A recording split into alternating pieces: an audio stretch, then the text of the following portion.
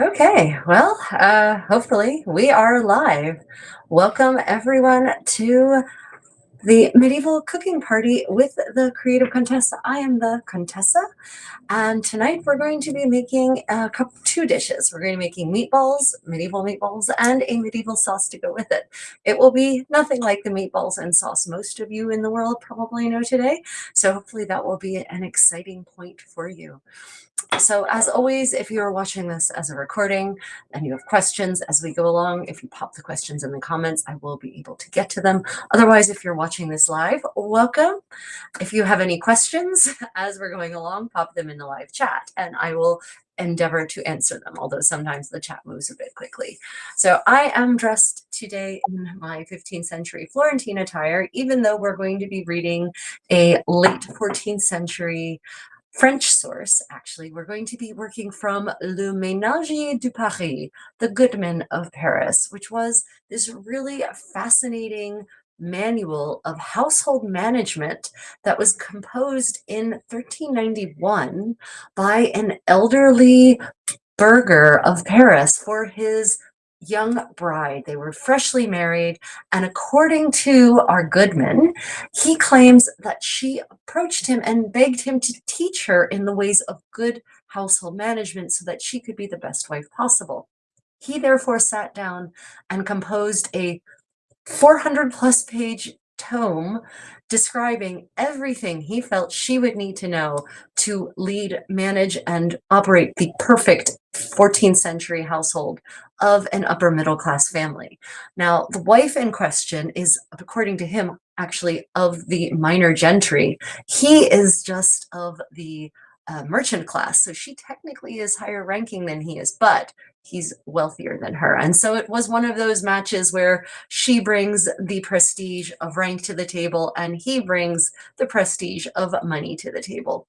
And he's apparently so elderly that he does not think he will live very much longer. And so she is hoping, he actually says in this text that he hopes that in her next marriage, that he will set her up for success, to have a successful second marriage.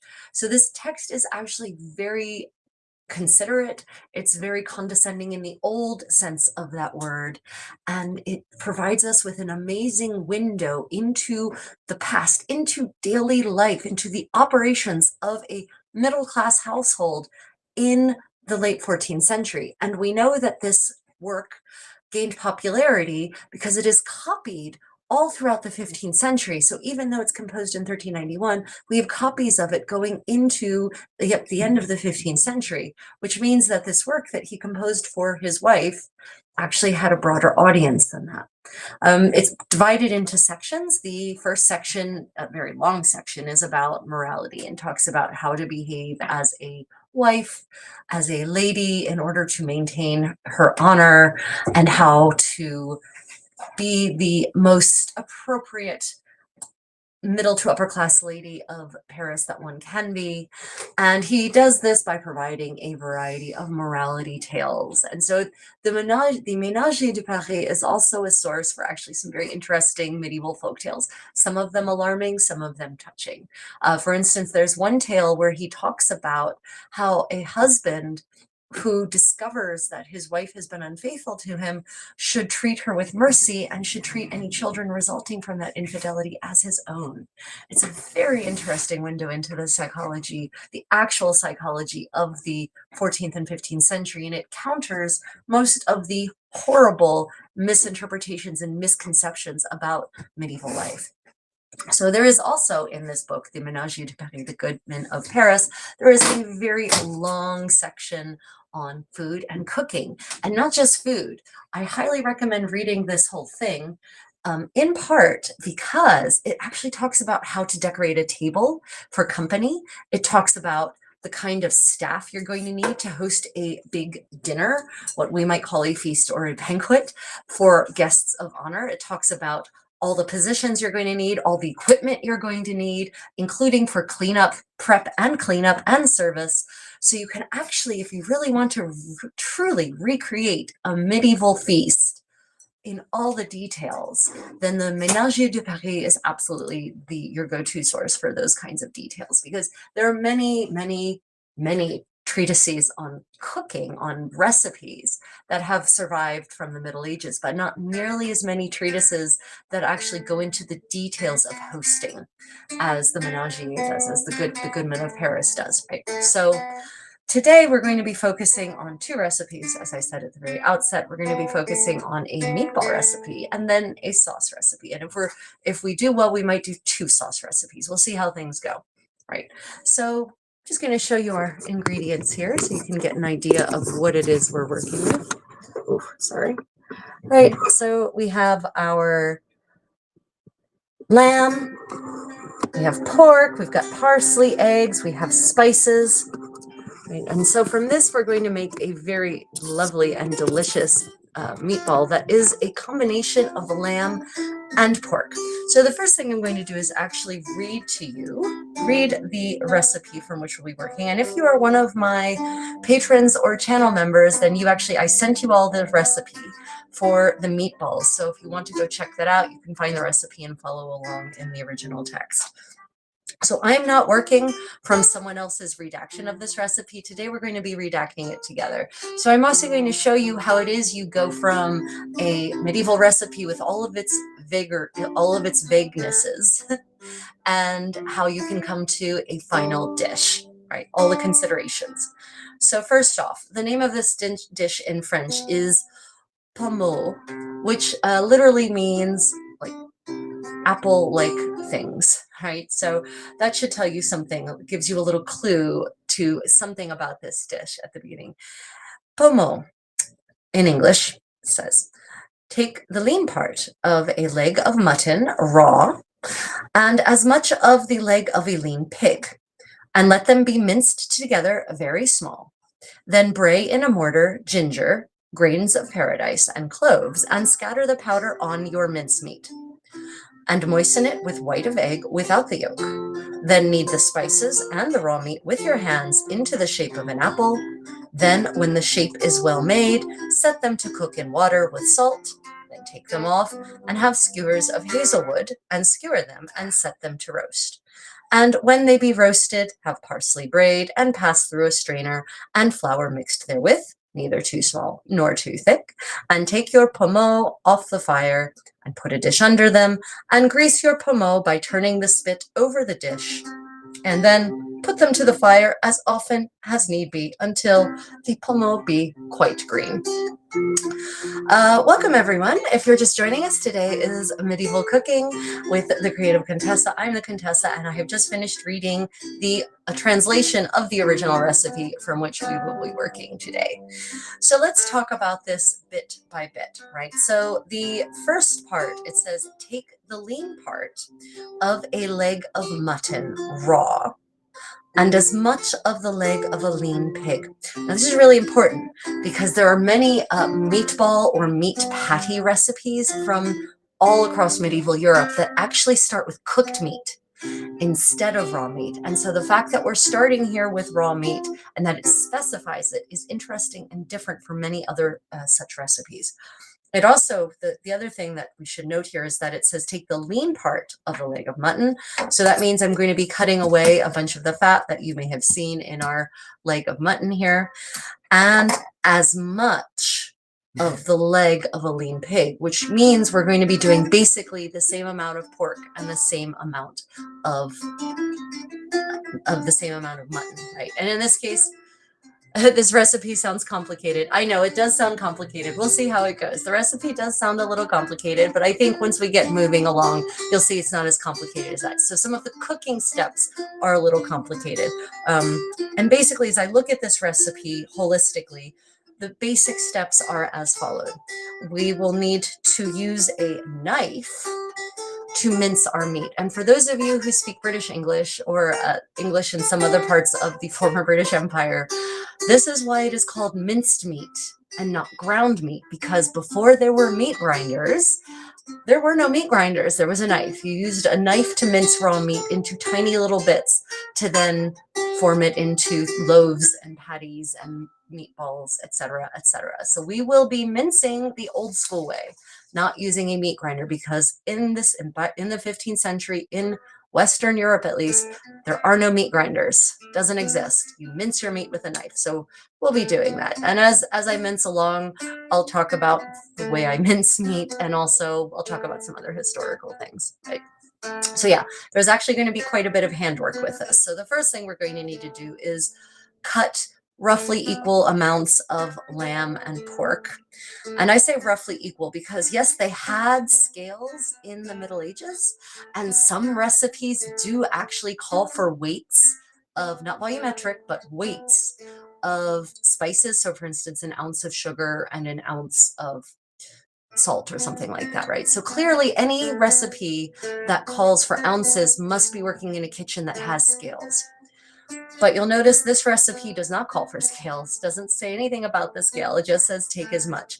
So it could be that I could have a balance scale, a medieval balance scale that would actually allow me to have the right weight. Or it could be that the cook is just expected to eyeball it, right? Or both.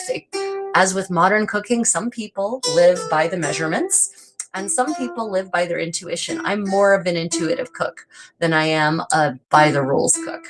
I understand the techniques, I understand the science, I understand how the various ingredients interact, and then I go from there. But I do know friends who abide by the recipe as though it were dogma, right? A question. Yeah, this recipe sounds complicated. Yeah, it is a little bit. Okay.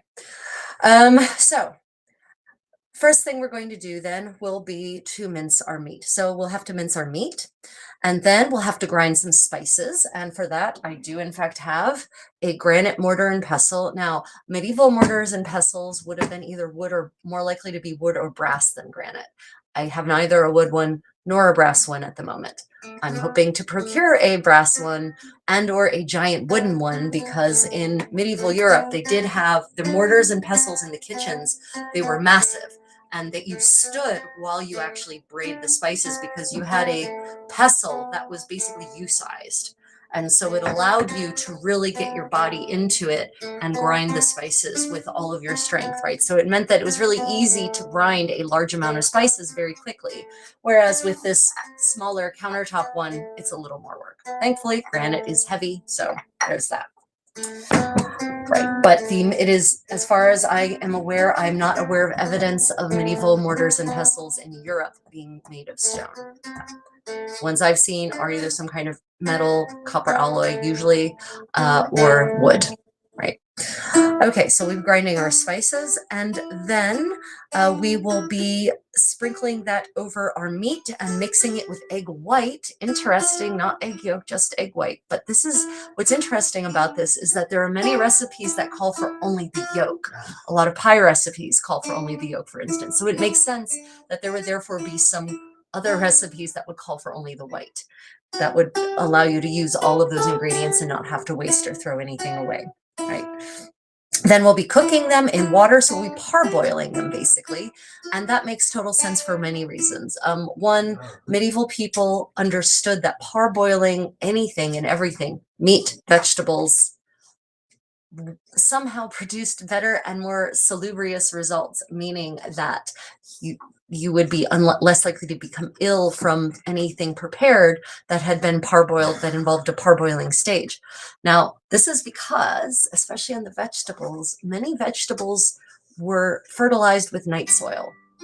What is night soil?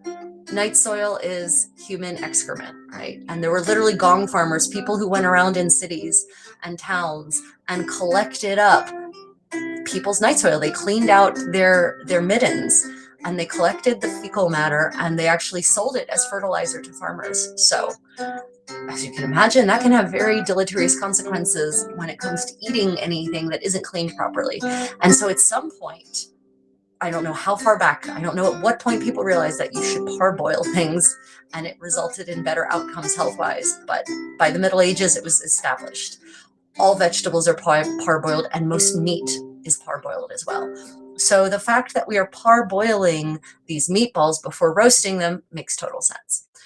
In many cases, the meat would be in other recipes, the meat would be parboiled and then shredded, cooked, and then combined into meat patties. But in this case, we're working with raw meat, ergo the parboiling stage comes after we form our patties, form our meatballs. Right. And then we're going to basically be making a green coating, a green batter. And we will roll our meatballs in the batter, and the batter should turn the meatballs green. So basically, we're making a subtlety here. This is what is known as a subtlety. These are meatballs, but they're being made to look like apples, right? So it's this really jolly approach to eating. This would definitely probably be more likely to be a festive food than a food you would just have every day, especially with all of the cook stages involved. This isn't just, if you do the whole thing anyway, this isn't a toss it together and go recipe. Obviously, if you skip the stage where you apply the parsley batter and roast it, then you can have a much faster to make meatball recipe that would work in the modern world quite well, actually. Okay, so let's go ahead and get started with our mincing. So I have here a giant boneless leg of lamb. That is what I could get. I cannot really get mutton here. Mutton is an old sheep, right? And it definitely makes sense that you're less likely to eat lamb in the Middle Ages and more likely to eat mutton. Why? Well, because sheep produce a very, very valuable commodity, wool. And so mutton is an old sheep. So it completely makes sense that you would actually want to let the lambs grow into sheep, spend their lives producing wool, and then when they reach a certain age, then you slaughter them and eat them, right? The opposite is true now, of course. We actually don't use natural fibers as much as we used to. So we actually have a surfeit of sheep, grown-up sheep. And lamb, of course, is preferred nearly always because lamb is more mild. Lamb has a much more mild flavor than mutton does. The younger the sheep, the more mild the flavor. The boiling will also take some of the musty flavor out of the mutton, if it were mutton. So that's another reason to do the parboiling. Okay. So I'm just cutting some of what I think to be roughly this is the amount of pork we have, right? And this is loin. I was not able to get a leg of lamb or leg of pork leg, unfortunately. Pork leg around here tends to be, or at least pork leg at the stores to which I have access, tends to be cured, or you just can't get pork leg. So I'm currently in Korea, in South Korea, for those who don't know, and pork is really expensive.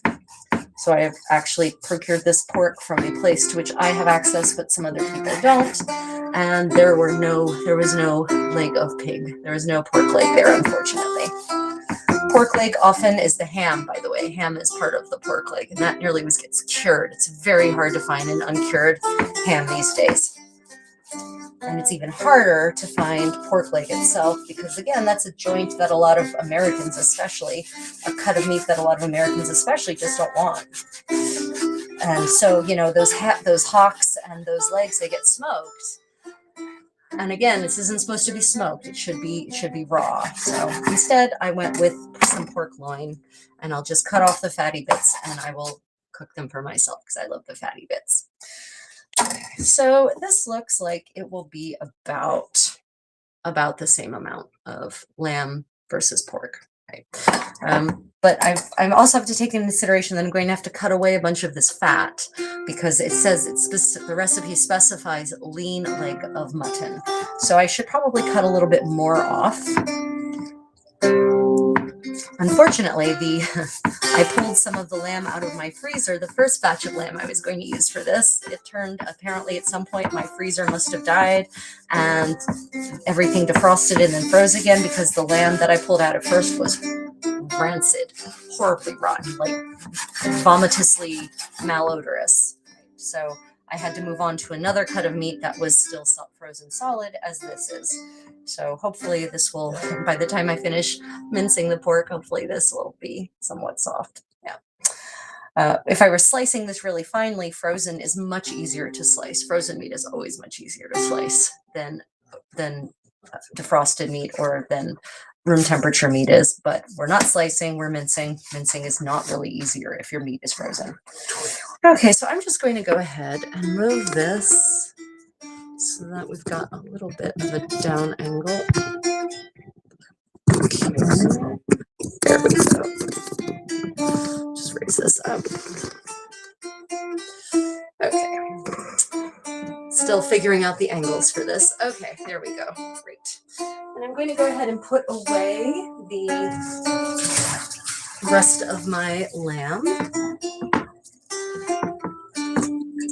Okay. So let's put it in the fridge. Or not. I may need you to figure out where to put this in the fridge, Hanson. Okay. Okay. Like that? Well, it's What is it? It's frozen lamb. Great. Okay. Let me just. We'll knock it on the floor. Put it in bed. Man. Oh my goodness, our fridge is full. Okay. Yes, it is. Right. So I'm just going to shave off the big bits of fat because the recipe does call for the lean part of the leg of lamb, and I retain this fat. And I actually render it into lamb tallow, which is great for skin creams and also for cooking. And a lot of medieval European recipes that call for fat or oil for recipes, they are actually working with tallow. They are not talking about industrial seed oils like we unfortunately use now. If a medieval recipe calls for oil, it usually means lard or tallow.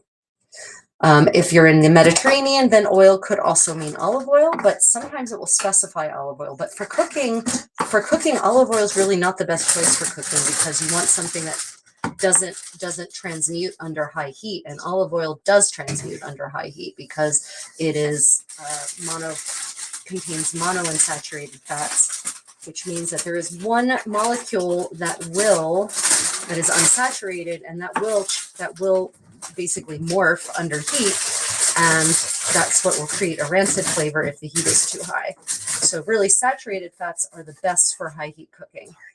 And medieval frying anyway, is nearly always high heat. They just don't have the ability to control the heat quite as fine as we do. They had ways of controlling heat. It just wasn't as nuanced as a modern range, gas or electric range.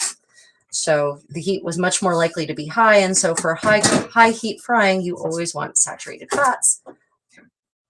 This is a saturated fat. And so I will save this. I have a whole container in my freezer. And when I get enough chunks of lamb fat, I render it into lamb tallow. You can also make rush lights from tallow. Rush lights were the poor person's lighting method. Sorry about the background noise. Our fridge needs some reorganization, so there's room for the rest of this massive leg of lamb. All right, now I'm going to leave in some of the fat because fat is good. But, I just want to remove the big chunks to be faithful to the recipe. Now for rush lights, for those who don't know what a rush light is where you take a reed and you take the core of the reed. So you split open the reed and you pull the core out, and the core is porous. And then you actually dip it in melted tallow and let it cool. And that is a light. All by itself, it's a cheap method of lighting. Beeswax candles were very expensive in the Middle Ages. I mean, probably even more expensive than they are now, and they're not cheap now. So the average person either used oil lamps, where again, tallow could be used for your oil lamp. In the Mediterranean, probably more likely olive oil, but in the north, more likely animal fats, or they would use rush lights. Brush lights do not produce a great amount of light. Beeswax candles burn much more brightly.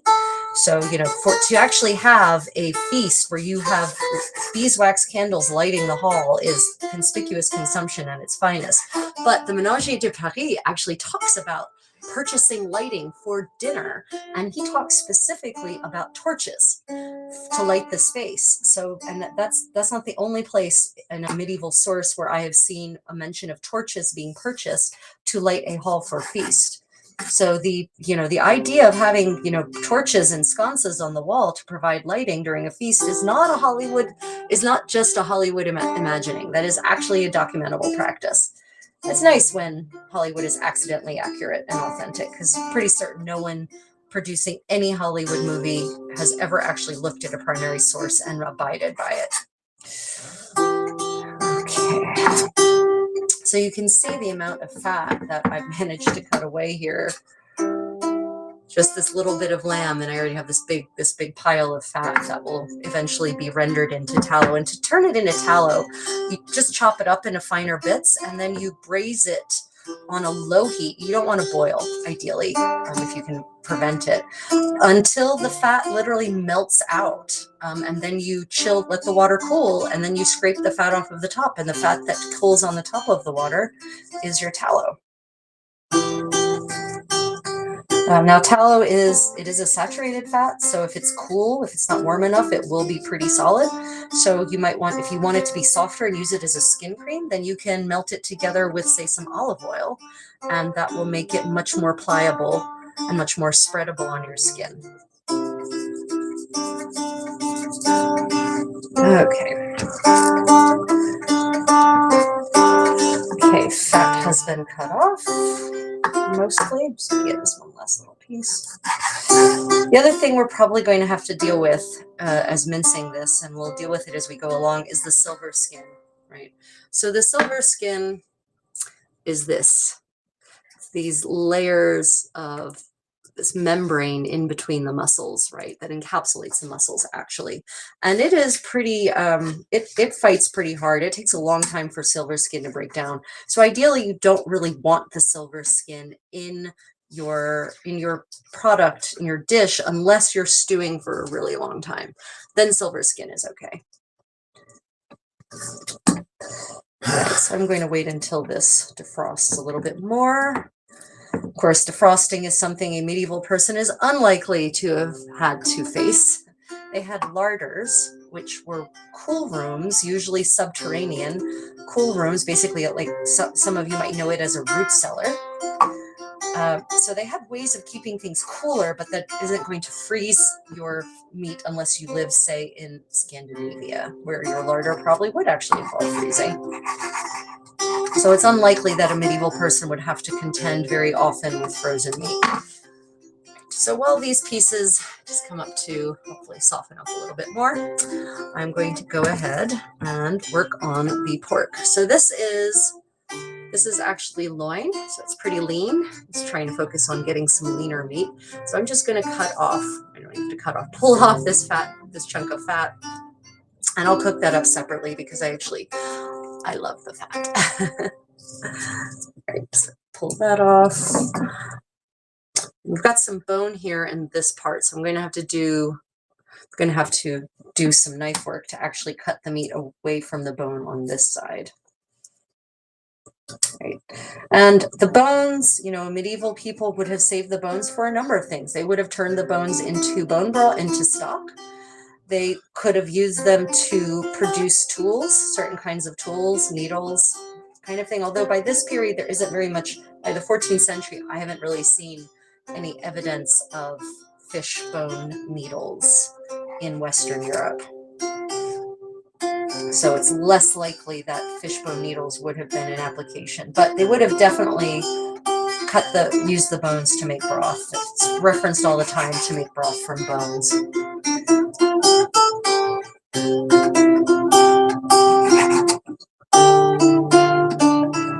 Yeah.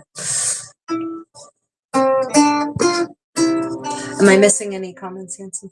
No. Okay, great. If you have any questions, everyone, just let me know. Pop them in the chat. Can you hear the music? Yeah, can you hear the music? Actually, that's twinkling. Just turn it off. Twinkling in the background. Is the music is the lute practice in the background a pleasant addition or an annoying addition? Let us know. Is it too distracting? Does it overwhelm my voice because I'm not mic'd up for reasons of an annoying nature? So this is not a replica medieval knife, but it's close-ish to a medieval knife. I actually do have some replica medieval chef's knives, but not here where I am right now. So I do find it interesting to work with actual medieval equipment because it gives you a whole different feel of the whole process. Right? It's definitely a different experience when you're dealing with medieval knives and medieval mortars and pestles and all the different equipment. Unfortunately, my current circumstances, I don't have access to all of my replica gear, but soon I will, I hope. Yeah, okay, you can all see me better there. If you have any questions about what I'm doing, please just let me know. Don't forget the thumbs up. Yeah. And if you're enjoying, do hit that thumbs up and subscribe. Have you ever done a medieval recipe yourself? Have any of you done any cooking from medieval or other historical sources? You know, I think people would be surprised at the range of sources that are actually available for a variety of not just Europe, but medieval cooking manuals from the Middle East, from Persia, from India. I haven't looked so much at what's available in China, but I've heard references to medieval Chinese recipes. So, you know, there's a lot out there about historical cooking in a variety of places, and it's most likely not going to be quite what you expect it to be, because there's been so much change in the culinary world since the Columbian Exchange. You know, the Columbian Exchange is, of course, not necessarily, of course, maybe you don't know this. The Columbian Exchange is the consequence of Christopher Columbus crossing the Atlantic and both taking a massive number of key food items from the Americas and bringing them back to the old world, Europe and Asia and Africa, and vice versa. The Columbian Exchange was a two-way street, right? The Americas got cows and horses and pigs, which they didn't have before, and onions, by the way. And, you know, Europe, Asia, and Africa got potatoes and tomatoes and corn and peppers. And as you can imagine, the introduction of those ingredients into Europe, Asia, and Africa has been revolutionary. Can you imagine these days Italian cuisine without tomatoes? Can you imagine Korean food without peppers? Well, you should, because yeah, because before the 15th century, before this, honestly, for most places before the 18th century, those foodstuffs didn't make an appearance outside of the Americas in cuisine. The uptake on potatoes and tomatoes was really slow. The uptake on peppers was crazy slow as well. You know, Korea, the red pepper is not introduced into Korea until the 17th century. It doesn't actually get mentioned in any kind of way until the 18th century, and it's only used by poor people in their kimchi making in Korea until the mid 20th century. It doesn't get incorporated, it doesn't become a massive presence. Red pepper, gochugaru, gochujang, none of that becomes a massive presence in Korean cuisine until the mid 20th century. So yeah, the uptake is slower than you might imagine, which means that a lot of the historical cuisines in places like India and Thailand and China and Korea and Italy and Spain were so different from what they are now. I hear salted pork is particularly good. Yes, salted pork is super yummy. Jamesy, welcome back. Are you up early or up late? Oh wait, or are you in Australia? I'm sorry. I apologize if I've mistaken you for your country of origin. Salted pork is super yummy, and salt is a great way to preserve anything. And salted pork is clearly a fantastic way of preserving pork. A lot of recipes, there are medieval recipes that mention that if you use salted meat, that you should boil it copiously so that you get all the salt out. Not all the salt out, but it's so that it's no longer so salty that it will kill you. Right. So yeah, salted pork is super tasty. And it adds quite a bit of good flavor to a dish. Yeah, I personally love salted pork. Now, the nice thing about pork, especially this cut of pork that I'm using here, this loin, is that it shreds really nicely. Like it's not hard to mince it, as it were.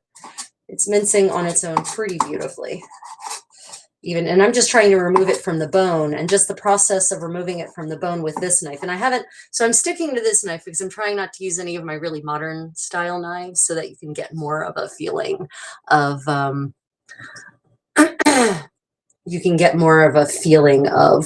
you know, the medieval cooking process than if I use sort of the latest and greatest in paring knives. with the latest and greatest in sprung steel or whatever. James, I'm doing Lord of the Rings quotes, LOL. Feel free, explore away, talk about, you know, the beauty of potatoes, a good potato. You know, before potatoes were introduced to Europe, the root vegetable of choice was the turnip. Right, that was the root vegetable par excellence. Other starchy foods would have been pulses like fava beans. Rice, actually, contrary to popular belief, rice is absolutely present and popular in medieval Europe. But it just wasn't necessarily eaten the way we would understand rice is eaten now. It was made into a porridge. And usually with almond milk was the most common kind of rice porridge. Steamed rice, not so much. Rice porridge in spades. Blancmange is the most popular one, which is basically a kind of chicken and rice cooked in almond milk. Yeah, chicken and rice porridge cooked in almond milk. But it could be prepared in such a firm way that it was moldable, so you could actually mold it and then slice it. Tornado, welcome. Welcome back, Tornado. It's great to see you. Okay, Jamesy, you're from Newcastle, right? You're the Geordie. I remember now. Okay, I'm on it. I'm with it. I'm savvy. Welcome back, which means it's not too early actually for you. Not hideously early. And Tornado, I will take that moniker. Welcome back, my friend. Oh yeah.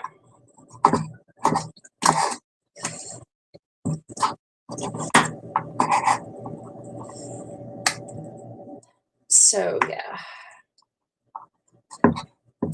yeah, no potatoes, no corn, no tomatoes. So flavors have to be built in a different way, because one of the things that tomatoes does for cuisine is it's a flavor enhancer. It's not even a question of making everything tomato flavored. For those of you who cook a lot, you may notice that a lot of Western recipes, and hell, Asian recipes, lots of Indian curries have a base of tomatoes, not to make it tomatoey, but as a flavor enhancer. And that is because tomatoes contain a chemical, glutamates. They contain glutamates, and glutamates are umami. They're that savory flavor. They are basically flavor enhancers. And so, you know, if you don't have tomatoes, you have to enhance your flavors in some other way. And you have to build your flavors in some other way. And one of the other ways to build flavor without tomatoes or peppers is, well, mushrooms are a flavor enhancer, but salt. Salt is, of course, one of the primary flavor enhancers in medieval European cuisine. Wine also has glutamates in it. And also salt, of course. Not salt, I already said salt. Wine, salt, there's another big flavor enhancer in medieval cuisine. Well, all the spices, but the spices tend to actually not be flavor enhancing. Sugar, that's the word I was like, yeah, sugar. Sugar is a luxury item in the Middle Ages up until the 16th century. It's an extreme luxury item because it has to be imported basically from Indonesia and India. There are some sugar plants that have sprung up in the Mediterranean, but it's still sugar cane has to be brought in from elsewhere. So, you know, sugar is a luxury item. And when it appears in pre-1500 recipes, it's treated the way salt is. So in the same quantities as salt, you just don't have lots of sugar in dishes. So the sweetener, large scale sweetener before 1500 is usually honey. That in Western Europe, that is your large scale sweetener of choice, not sugar.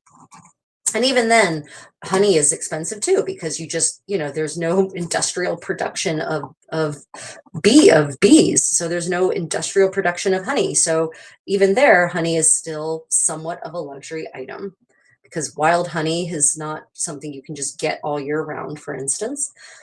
So that's why medieval cuisine is just not terribly sweet.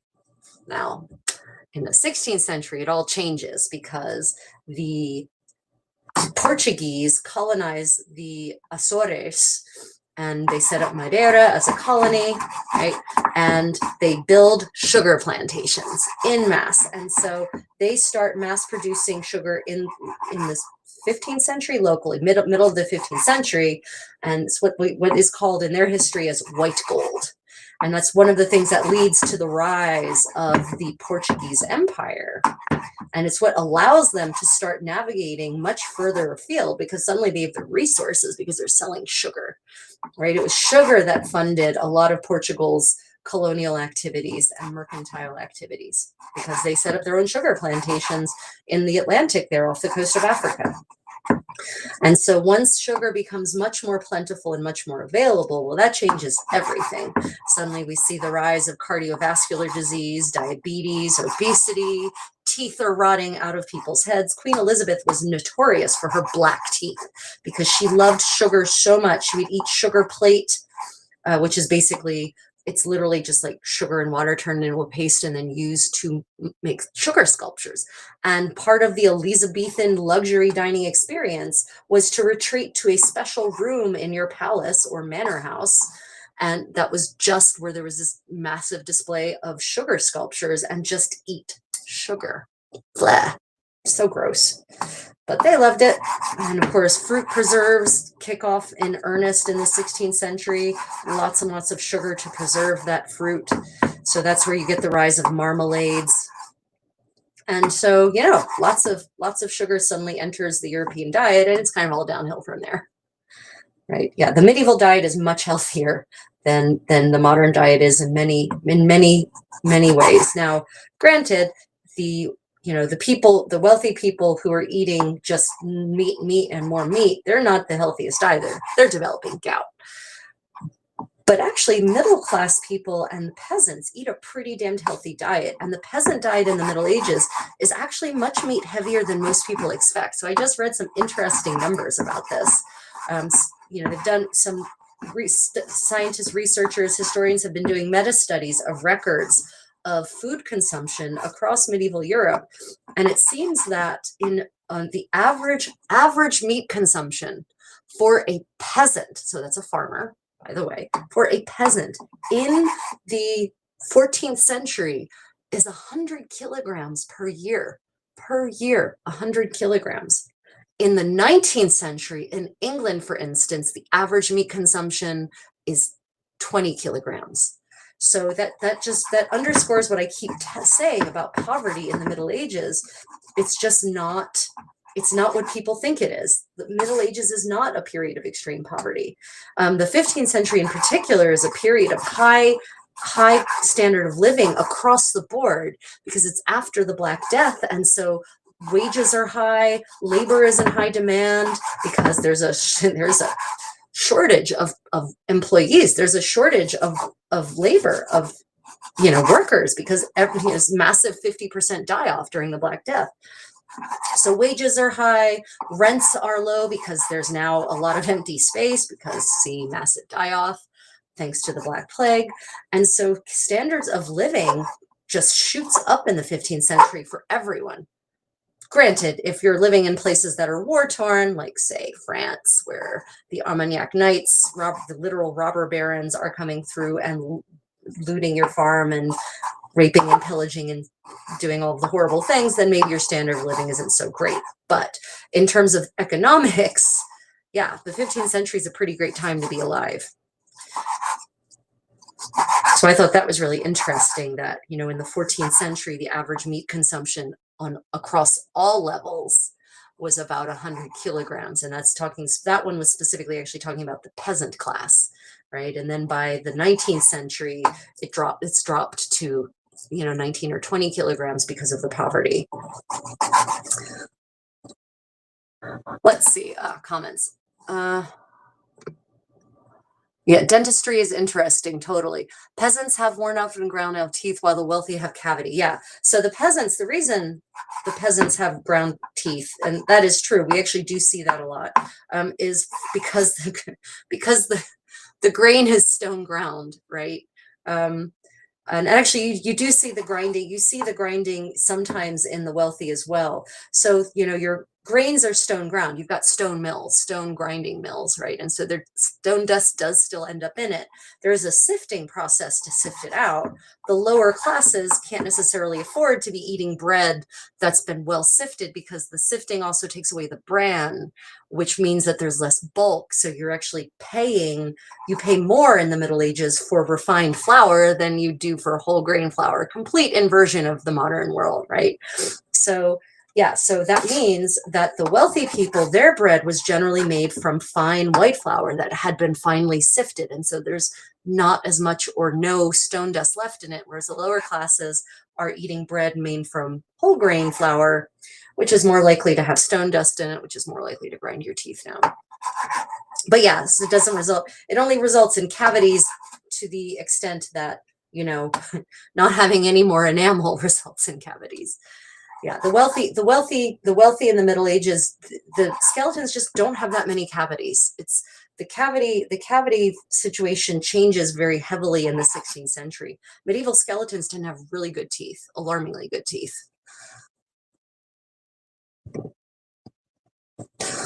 Yeah, fruits are another interesting topic, because, you know, there's a difference between fruits that are imported and fruits that are local.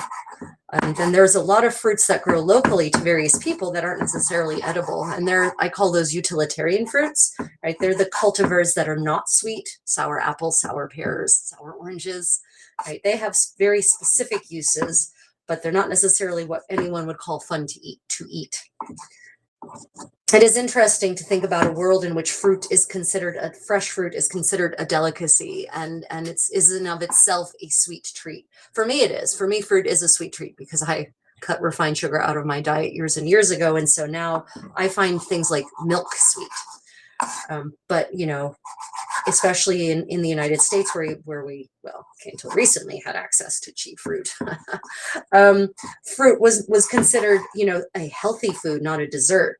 Here in Korea, though, fruit is still very expensive. Pears and apples are very expensive. Oranges are expensive. Even though they grow them here, they're still expensive because land is limited for agriculture. So here, fruit is a dessert. It is treated like a dessert, and it is considered a treat, right? It's not considered just a throwaway whatever. Oh, you're still here. Oh my God, I thought you left. Oh my God. Oh, my heart is now somewhere in my skull. Sorry. Contemplating my packing. Yeah, chalk, are they still, Jamesy, has someone done, Jamesy just said that in Britain anyway, they're still adding chalk and bones to the bread to bulk it out. Is someone done an expose on that? Because they did that in the Victorian era. They added chalk, plaster of Paris, all kinds of horrible white powders to bulk out the flour, to bulk out the bread and sell it for cheap.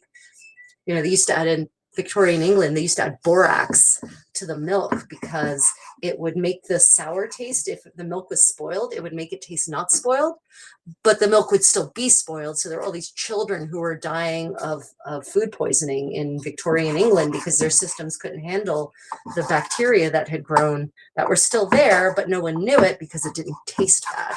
How horrible is that? Yeah, fortified flour is the worst. It's a lie. It's such a lie. Gosh, we really need to sharpen this knife, Hanson.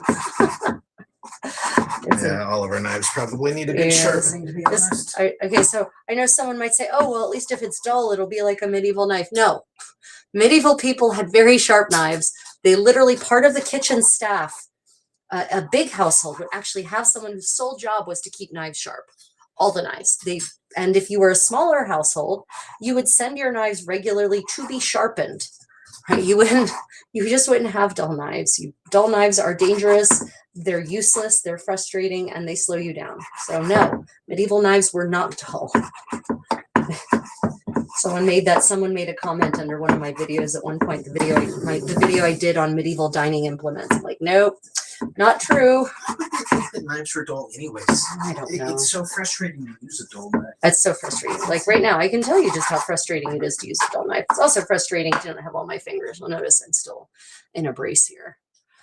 But yeah, it's actually mincing meat is actually getting my heart rate up. I'm actually getting a little warm here. Okay, so I feel like this is probably minced enough for a medieval mince. And, you know, I can already tell that this meat is going to bind pretty well. So let me show you how minced this is. Yeah, so that's how minced I've managed to achieve with my knife on the pork. Now the pork was easy because it was loin and there wasn't very much in the way of pieces there. Oh, I still have another chunk of pork. The lamb is going to be more challenging because there's going to be silver skin in the lamb. That's going to be annoying. I still have to do the laundry. Yeah. Yeah, knives are absolutely an essential part of the medieval kit. So actually to get a mince, what I'm actually, if I'd been paying attention, I actually slice across the grain of the meat to basically shred it, right? And especially when your meat is nice and soft like this loin is, that makes it much easier. So I'm just going to start by cutting across the grain here to make it all nice and shredded. And then I'm going to run my knife across it and chop it to basically finish the job and take those shreds and turn them into mince. If I'm lucky, I'll be able to get away with this technique on the lamb as well, but I will have to deal with the silver skin. And for the silver skin, I might get out one of my paring knives. Actually, could you get me, Handsome, one of our medieval knife kits? I'll at least use the knife there for the paring since it's a smaller knife. I do have a replica utility knife that will work. Yes. In the bottom, should be in the bottom basket in the closet. Yeah. Put all the laundry in that area. Of course. Yeah. Almost there. So has anyone done any of their own medieval cooking or experimentation with historical cuisines? Any of you cooked on had the joy and or privilege, depending on how you look at it, of cooking on a medieval hearth? Yeah, great. Okay. Cooking on a medieval hearth, probably this knife needs to be sharpened too. Well, they all need to be sharpened. Yeah. We should ask. So hard. We should ask Sunny to recommend a knife sharpener. Yeah, I'm always fascinated by the evolution of everything. Actually, it's probably why I love history. So I'm also therefore, of course, fascinated by the evolution of cooking and how things change and what causes us to change our approach to dishes, why we introduce new ideas. Of course, technology changes. So suddenly there are new techniques that are possible, right? There's some modern dishes that are not possible in earlier eras because we don't have the equipment for it. You know, the whisk. The whisk is a relatively modern invention. There is no evidence of a whisk before 17th century, even 18th century, maybe. It's just not a thing that existed, right? The function of a whisk many of the functions of the whisk were performed by a strainer. But of course, a strainer isn't going to whip air into your dish. So if you're trying to do something like egg whites, well, you're not going to be able to do that with a whisk. You're going to do that with a spoon, which is going to take you for bloody ever. But it's possible. I've done it. Right. So there's just some dishes that would just not have worked very well in earlier eras because they just didn't have that basic equipment. Yeah, the earliest whisks were simply bundles of twigs. Yeah, the earliest whisks were twigs that actually had the ends splintered. So modern wire whisk is 18th century. Yeah, the modern wire whisk is 18th century. There is a record of a stick whisk being used to whip the whites to make glare in illumination in a 15th century art manual. But I've never seen any mention of a stick whose ends have been shredded to be used actually in cooking. Oh wait, why is Not till the 16th century. Okay.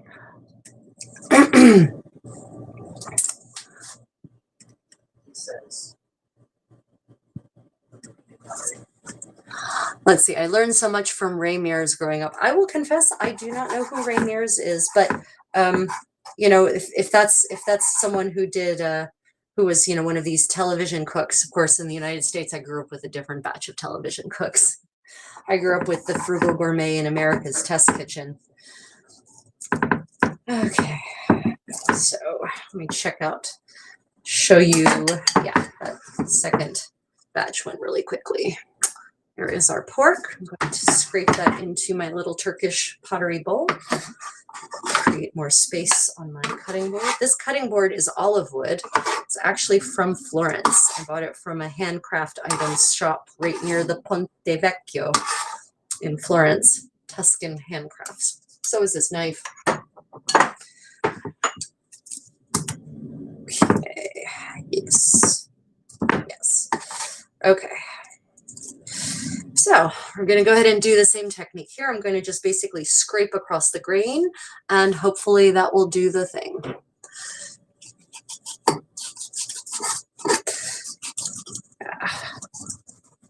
Not bad. This will also get us down to this is also a really effective way to get down to the silver skin, and then just sort of scrape the meat away from the silver skin. If you don't need to have nice neat chunks of meat, which I don't because I'm mincing it, this can be a nice way to get around having to manually peel the silver skin out of your meat.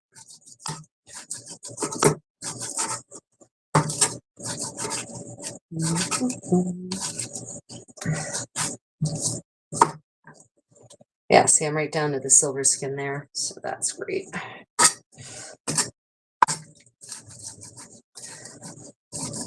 So one of the things that interested me about this recipe is I have not, as I said earlier at the very beginning of the live stream, there are just not many times where I see raw meat being used in meat patties in medieval recipes. It's often the meat has already been cooked. And then there's this mystery about how you actually convince the already cooked meat to adhere together as a patty or a loaf or a meatball. Right. And the other thing that interested me when I read this was the fact that it's a mixed meat. It's pork and lamb. That's not a very common combination. The other thing that interested me was the fact that we're turning these meatballs into little apples. Now, I'm going to fully admit I've never tried this recipe before, so we are exploring this together. I haven't done anything like this specifically before. I mean, yes, I've made meatballs. Yes, I've roasted, meat patties on a stick, but I have not made a batter dyed with parsley juice and then roasted them until they are nice and green all around. So we'll see how green this actually turns. It might not be very nice. We'll see. Now, if you want to make this at home and you want an easier option, then I would say you can get away with doing this without the parsley juice batter. You don't have to turn them green. The green is just a festive thing, and I figure because we're going into the Christmas season, this might make it even more fun and more appropriate for a Christmas repast. If you want to do a medieval dish for your Christmas table that has some festive Christmas colors basically roasted onto it.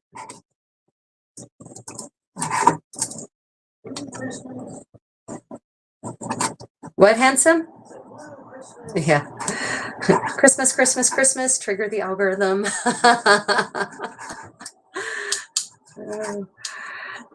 So the other interesting thing about the Ménagier du Paris is he talks about table decorations.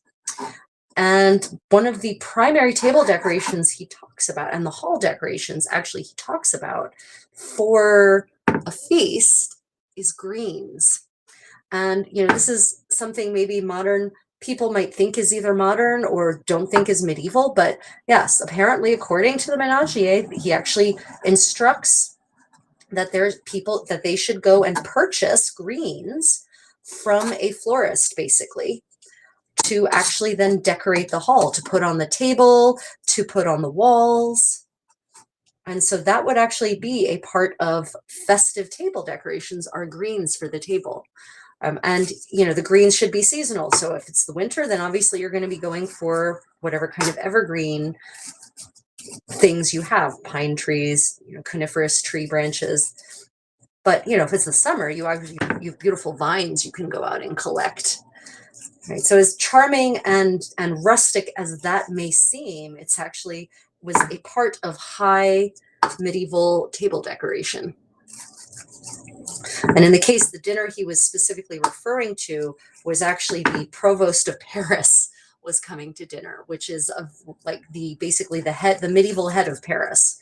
Right. That is the top ranking non-aristocrat position in Paris. He also apparently hosted the procurer of the king of France, which in the 1490 or 1390s would have been Charles the Sixth, I think. Yeah, the green of the yew. You're right. Yew is a wonderful green. Right. Yew trees are. I love yew trees.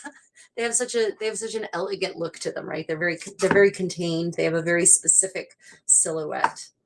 Yeah, so places that have yew trees, yeah, very popular decoration. And of course, in the May season, decoration, it was actually part of the ritual of the May Day celebrations was for everyone, including the aristocrats, to actually go out and collect flowers and greens to bring into the hall. So in that case, you weren't supposed to go buy them. You were supposed to go to the effort of going out into nature and getting them yourselves, which possibly harkens back to an older, ancient Roman or ancient Celtic or Gaulish tradition, depending on where you are in Europe. I say possibly because, it can be hard sometimes to track these traditions across centuries, especially when you have calamitous events like the Justinian plague that bring civilization to a crashing halt and that result in the loss of written records, etc. Yeah, yew trees really do live long. Olive trees also live really long. There's some scary old olive trees in Italy, and the really old olive trees definitely look like they are the home of an evil spirit.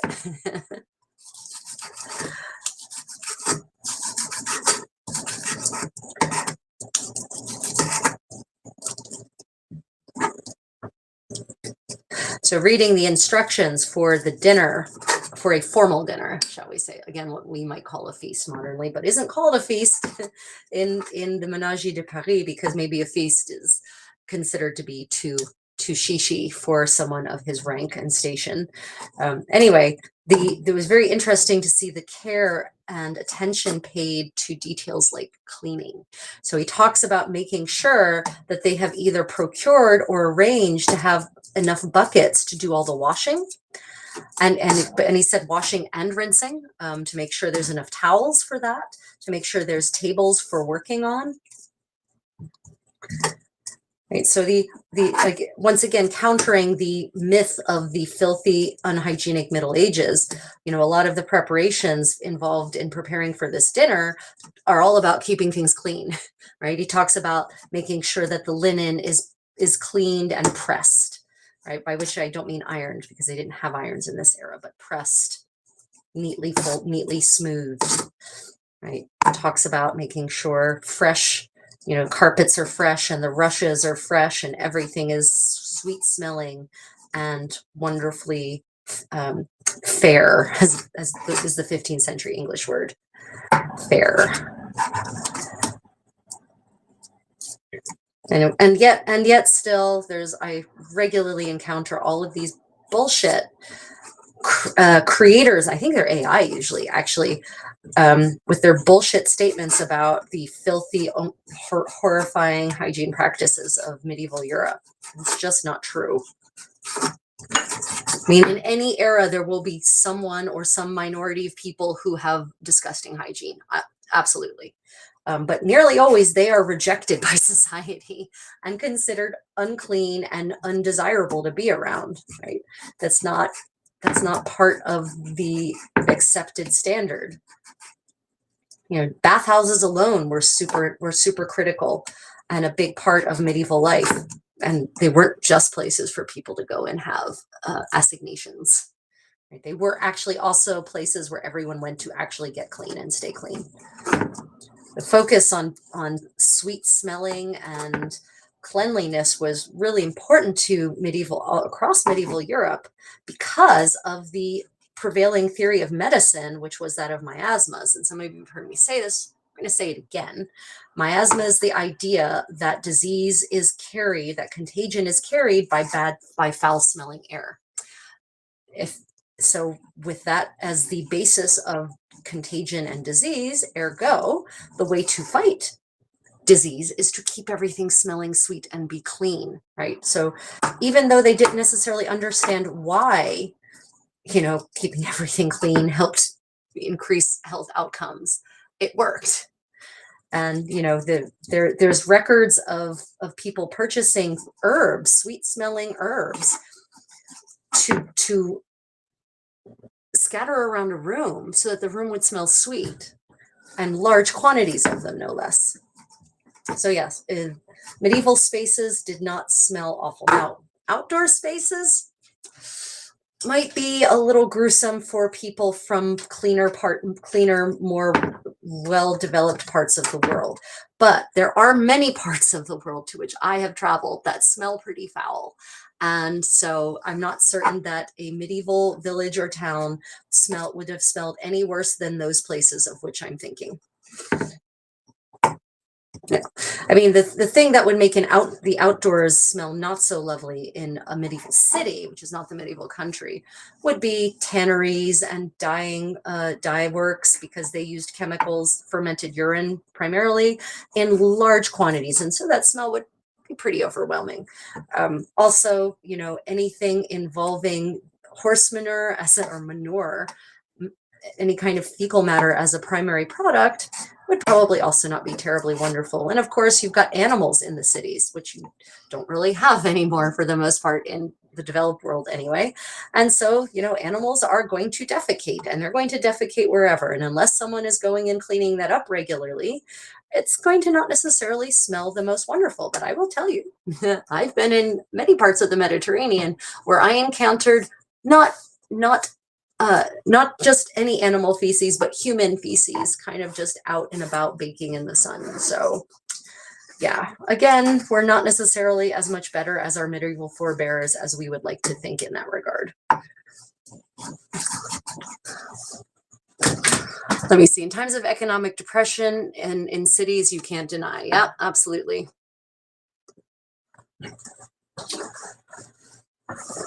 Maybe the crawling was when people keep clean. So let me see. Oh gosh, I've missed some comments. Sorry, James. I missed some things. Yeah, James commented a lot. Yeah. So alcoholism. So alcoholism is actually doesn't seem to be much of a medieval phenomenon. Alcoholism comes along with the rise of distillation and spirits, and distillation doesn't become a mass thing until like the 17th century. It picks up steam as the 16th century progresses. But initially what's being distilled is like literally spirits. It's, trying to get to the essence of the item. It's part of alchemy, right? They're not distilling for the purposes of drinking. But, by the end of the 15th century, that's starting to pick up steam. But it doesn't become a mass thing really until the 17th and 18th centuries, where you really see the rise of what we call alcoholism. Before that, people did not drink undiluted wine or undiluted beer, right? People drank small beer, which has like 1 to 2% alcohol. People drank wine that was diluted at least half. Charles the Good, Duke of Burgundy, was noted for his extreme temperance because he diluted his wine 3 to 1. So 3 parts water, 1 part wine. People just did not drink undiluted alcoholic beverages. So alcoholism doesn't really there isn't much evidence or any evidence of alcoholism, and certainly not as an epidemic in the Middle Ages. Need anything from me, right? No. Okay, I'm gonna go draw and monitor. Okay, so I've managed to scrape this chunk of this. This is what's left, and this is what I have shredded from it. So coming along pretty well here. I'm not mad with how this is progressing. Okay,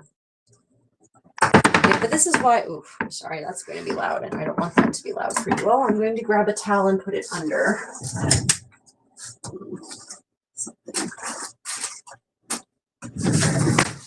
I don't know why that's suddenly uneven like that. Okay, yeah, much better. So you can definitely see why medieval kitchens tended to be specialized. So in a largish household, different roles would be performed by very specific people who had very specific training. The person who makes the sauces was a saucier. They were a specialty. The pastry chef, all he did, he or she, all they did was make the pastry for pies and for pasta, right?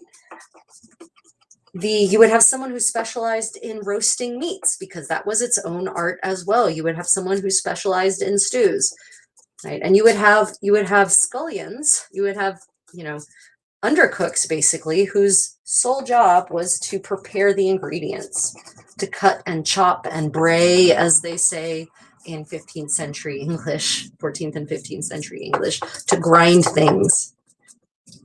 And the modern amateur home cook is, a jack of all trades, right? We do it all. And actually, I enjoy doing and knowing and understanding all of the parts of the cooking process. In a large medieval household, the process of preparing food was very much industrialized in the sense of, everyone focused and specialized in their field, did their part, and then the parts were assembled. And I know that kind of blows the modern people's brains in particular, because they can't, they think that industrialization is a recent phenomenon, and that for a process to be industrialized, it must be electrified or driven by, some kind of power driven engine. But that's not true. You can industrialize a process with just manpower. And the ancient Romans had already industrialized many processes. The ancient Chinese had industrialized many processes. And that's why China was so advanced. They'd already figured a lot of figured out a lot about how to break production processes into specific components and make sure that each component was managed by a specialist.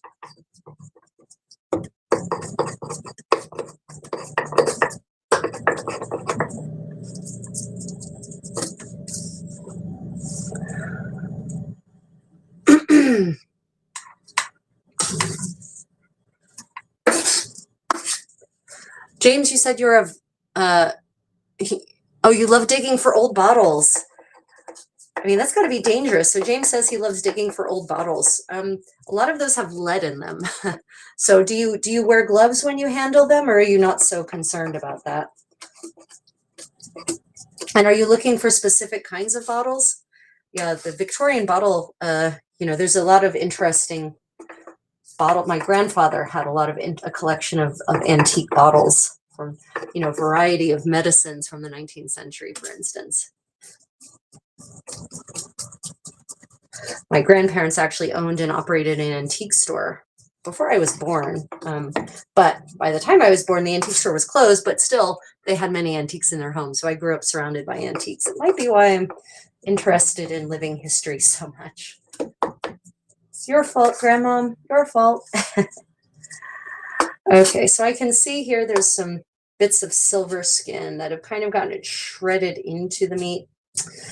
And I don't want those, because the thing about this is bits of silver skin. The problem with the silver skin is that it does not chew.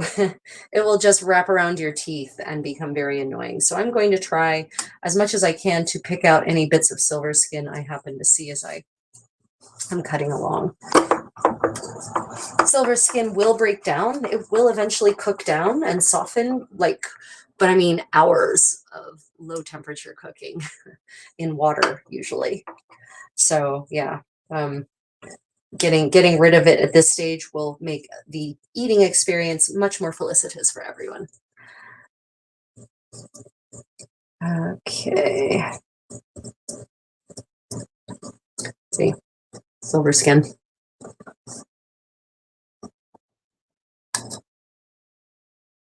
Oh,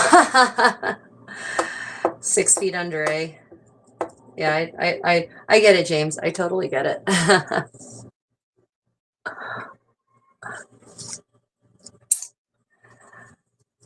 Let's see. Ugh, my poor knives. My poor dull knives. So some people have asked me about medieval eating practices and why is it people didn't use forks to eat? Well, first off, they weren't it wasn't necessary because food was prepared and served in sizes that did not require a fork to deliver it to your mouth or for you to use a fork to hold it down while you cut with your knife, because one of the things we know from sources like etiquette manuals, like the Book of Carving from the 15th century, that talks about how things should be carved before going to the table. It specifically talks about making sure that meat is bite-sized before it goes to the table. So not just sliced, but bite-sized. So it's already in bite-sized chunks, so that you can just, easily, use your fingers to pick it up, dip it in the sauce, and put it in your mouth. And then there would be bowls of water, finger bowls, at the table, so you could rinse your fingers between each bite as appropriate. So you just don't need, and then when you have a spoon and a knife, honestly, you don't need anything else. Fork is superfluous, I'll be honest, and in some cases very annoying compared to a spoon and a knife. And as someone who's lived in Asia for a very long while, over many of the last 11 years have I spent here, chopsticks are really handy.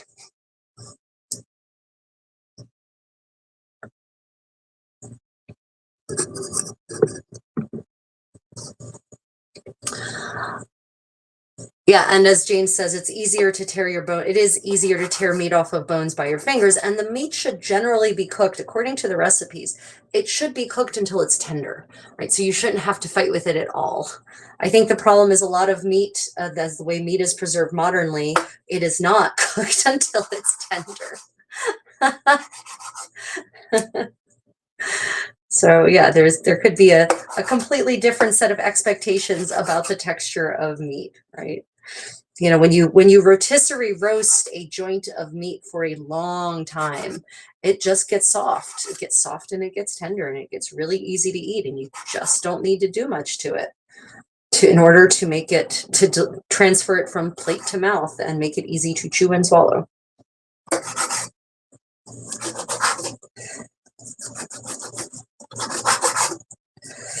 Okay. And so, one of the considerations that we have to think about when we read a recipe like the one we're working with from the Ménagier de Paris, it just says to mince the meat. Mince, the word mince in and of itself certainly implies finely chopped, but I have yet to find any source that specifies from the Middle Ages what minced actually means. How finely is finely chopped, right? That's always the hard question to answer. How fine is fine? And so this is where we enter the realm of conjecture. Now, if you think about modern recipes, we have modern recipes that don't necessarily specify. When they say finely chopped, for instance, they don't tell you what finely chopped necessarily means for them, the person who wrote that recipe.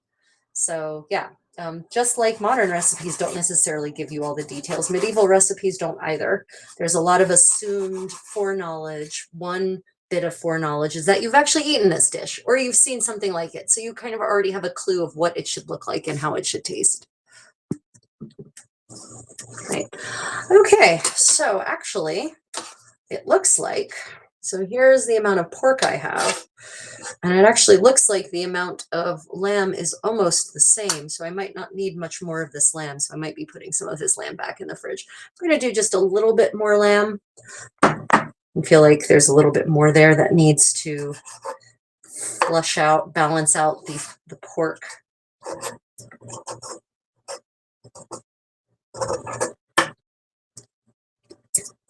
I think I'm going to have to find another use for some of this lamb, though. Oh well, it's fine. Cut off some of these chunks of fat, put them in the to be rendered pile.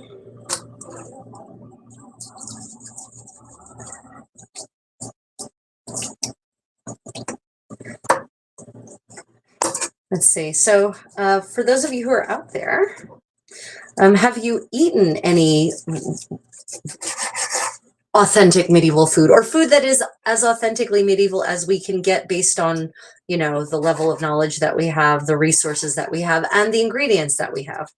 Yeah, let me know if you guys have eaten any medieval dishes, and if so, what they were and whether you enjoyed them or not. I always say there's so much conjecture in this redaction process. You actually need to read quite a few different sources to really get a full handle on the foods, because not only do you need to read the recipe, I've also read up on what the medieval equivalents of modern cultivars would have been, because of course the parsley we have now is not necessarily the same as the parsley they had then, right? So when we're using these modern these ingredients that we can just get from a modern grocery store, it's not likely that they're going to be exactly the same or even necessarily close to their medieval originals. Strawberries are one that immediately springs to mind. Apples are another one that springs to mind. Broccoli, definitely nothing like medieval broccoli. So broccoli comes from China, right? But if you look at what Chinese broccoli is, it looks nothing like the form of broccoli that we now have in the West. We basically took broccoli and said, all we want from you is the flower, not the stalk. Chinese broccoli is about the stalk and the greens, though. So yeah, these things change over time. So I always tell people, if you want to get as close as you can to the medieval original, you really need to dig down and do more research into the ingredients that people had, the cooking equipment, to know what kind of heat could have been created, how constant that heat could have been. There's all sorts of factors to consider when you're recreating a historic cuisine. Now, authenticity is a bottomless pit. Short of traveling back in time and cooking in an actual medieval kitchen in, say, the 15th century, we're never going to get it exactly authentic. So anyone who says that you can doesn't understand about how things have just changed. But, we can get closer and closer. But I always tell people that authenticity is a spectrum and a journey, and you get to decide for you what is authentic enough. Right? Every medieval group gets to decide for themselves what their standards are. And I wish there would be a little more acceptance about, well, my group has this standard, this group has this other standard, and that's fine. Good for them. It's not the standard we want for us, but it works for them. So and just be happy for them that they have found their own way of exploring historical culture. It's the judginess that annoys me a little bit. Now, granted, I get judgy too when people come to me and say, I have a perfectly authentic kit. I'm like, absolutely you don't. Let me tell you why. You have a kit that is a reasonable approximation, but it's not authentic unless you actually traveled back in time.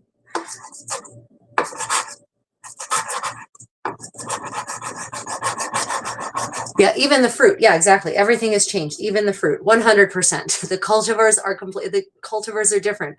We have bred fruit to be monstrous, everything, vegetables, fruit, everything. We have bred to be monstrous versions of their original selves, to be sweeter, to be bigger, to be bulkier, to last longer, which doesn't necessarily translate and rarely translates to more nutritious. So yeah, it's different, right? It's sweeter, it's bigger, it's all these things. Okay, here we go. Here is my bowl now of, I'm pretty certain, I'm gonna do a little more now. Since it's out, I might as well do it, but it's almost even. Yeah, we've definitely bred the fruit into new things. It is, yeah. A lot of people wouldn't recognize a strawberry, a medieval strawberry, for instance. And oranges especially. So yes, they had sweet and they had sour oranges in the Middle Ages. They did have both. But even the sweet oranges were not as sweet. The sweet oranges in, say, the 15th century in Italy were not as sweet as the sweet oranges are now. So these are all, things to consider when we're deciding how authentic something is. Eric, welcome. Nice to see you. Nice to see you. Welcome back. Oh gosh, I might have missed some comments if anyone talked about foods they have had. Let me see. Yeah, that's why Chinese broccoli costs so much in Britain. Yeah, Chinese broccoli is a completely different thing. And actually, I prefer Chinese broccoli immensely. I mean, I like broccoli, but I prefer Chinese broccoli so much more.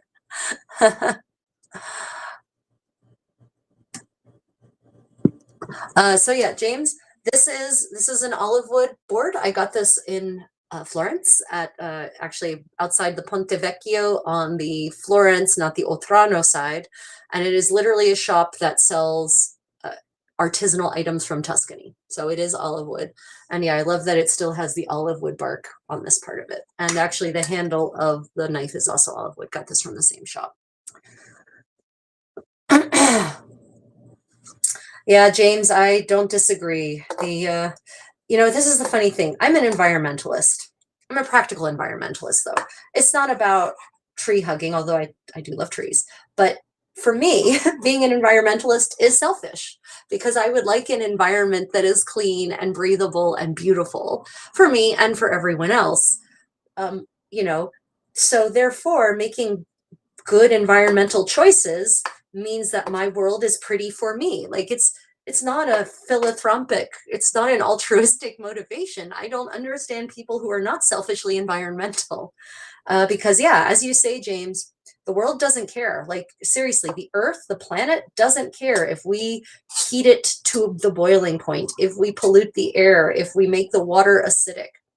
The earth doesn't care. We should care because we won't be able to exist here. But, whatever. Da, da, da,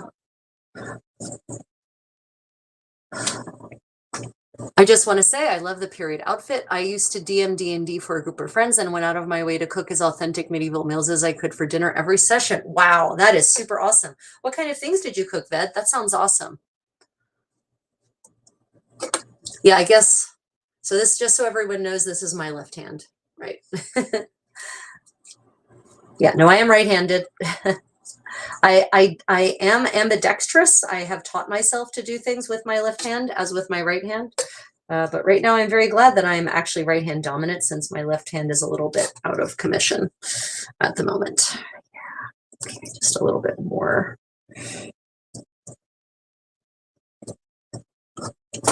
And thank you. So for those who are wondering, this outfit is actually 1480 Florence. I'm wearing my house attire, I'm, dressed for cooking. I'm not dressed for fancy things. But, I do have a nice little bit of bling because, of course, or maybe you don't know this, in 15th century Florence, we know that even the patrician women, technically there weren't aristocrats in Florence in the 15th century, right? It's a republic. The patrician women, even the patrician women cooked.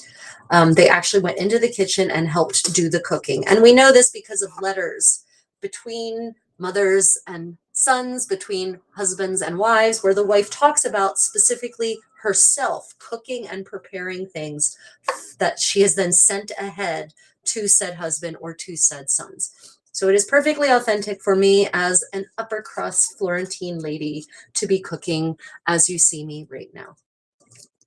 Right. And we know that even in Joseon and Korea, in Korea, so medieval Korea and then early modern Korea, we know that royal women would also go to the kitchens and prepare things themselves for their sons, for their husbands, right? So they would actually do that. It wasn't, cooking wasn't just reserved for the working class, as it were, for the professional chefs. There were skills, cooking skills that were held by other members of the household. And so even the ladies of the household could and did go to the kitchens and prepare things themselves as a sign of love and affection, right? So even Italian mamas have apparently been cooking food for their loved ones for literally centuries.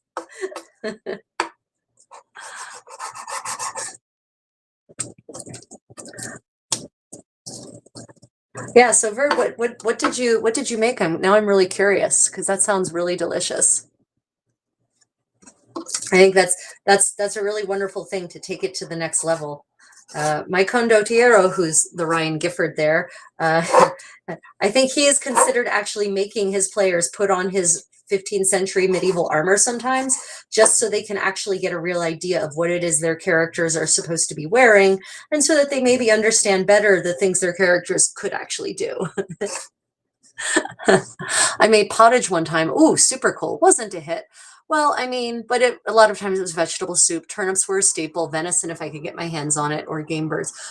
Pottage. So, pottage is one of these really super, it's a stew. The pottage wasn't a hit. What kind of pottage was it? Pottages are, for those who don't know what a pottage is, it's a stew. It's a medieval stew, and it was vegetable heavy, but it could also have meat. Basically, a pottage is what modern people might call a stone soup. It consists of whatever it is that one happens to have on hand, whatever is in season. So what that means is that your pottage is actually going to vary from week to week. It might be the main kind of dish that people were eating on a regular basis in the peasant class, particularly, but that doesn't mean that it got boring, because every week it would be something different based on the herbs that were in season, the vegetables that were in season, whatever meat happened to be at hand. Maybe some salt pork could be added to it. So it's not going to just be, carrots and peas, carrots and peas, carrots and peas, carrots and peas. There would be a variety of options to keep the pottages interesting. It's a shame that the pottage, I love a good pottage. Love a good pottage. Good hearty pottage that's been cooked until it's thick. Love it. Love it, love it. James, thank you. Oh, you're going to bed. Oh my gosh, James. Okay. Thank you, James, for joining us. Have sweet dreams, my dear, and I hope to see you soon at the next stream.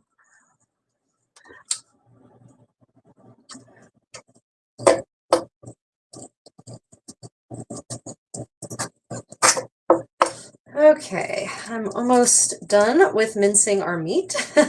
And yes, that's right. An hour and a half. Well, okay, I did talk for a while about the recipe at the beginning. We read through the recipe, but yeah, about an hour to, prepare and mince this meat, which again should emphasize the importance of having people whose specialty it was just to do things like this, to process the meat, to mince it, for instance. Right? This is not something to be taken for granted.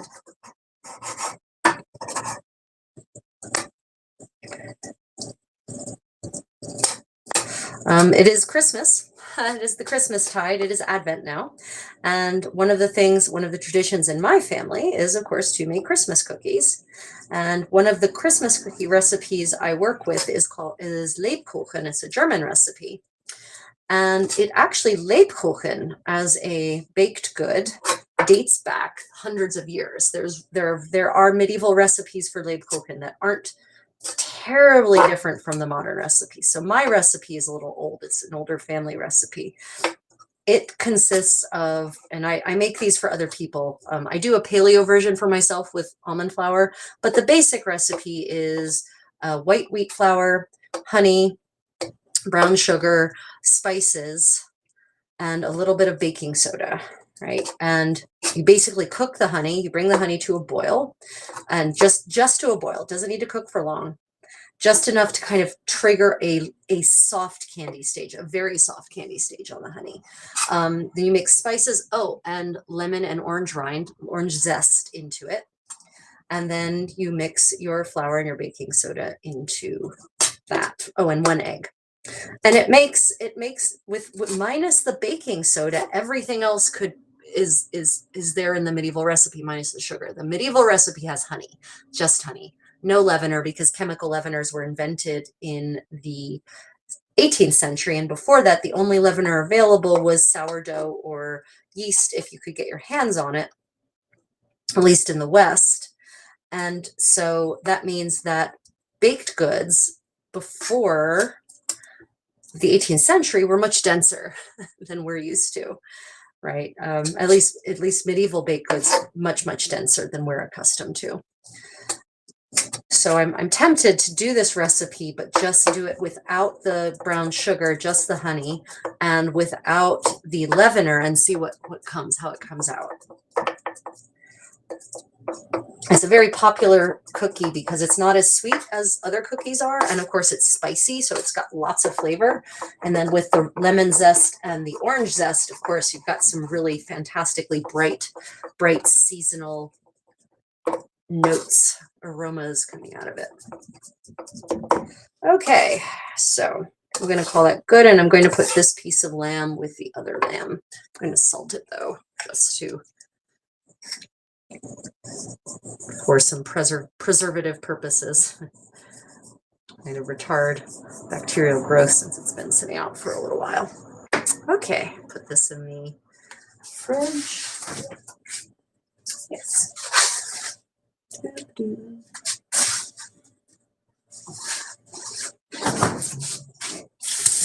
Wash.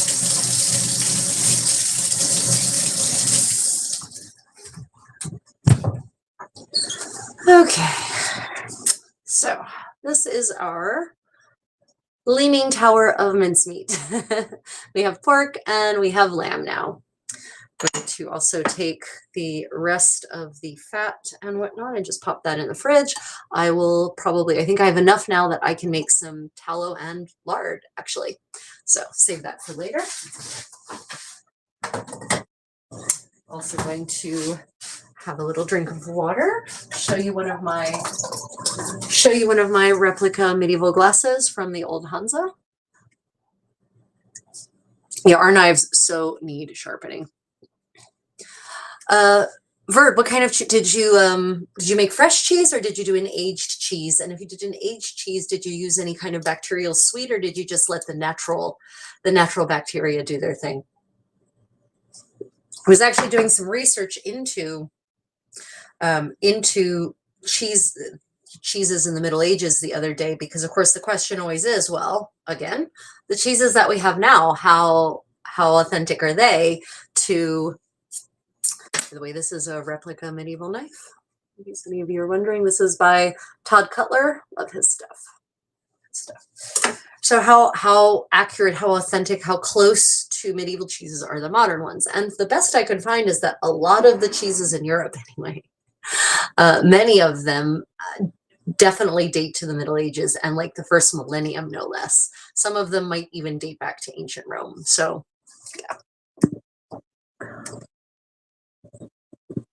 Must have been a project to make food back then. Everything needed to be made from scratch. Yes, and that is exactly correct. And this is why I try to emphasize to people that medieval life was communal, because it had to be. Because it was not possible to do everything yourself. You would live a very sad, underserved existence if you had to do everything yourself.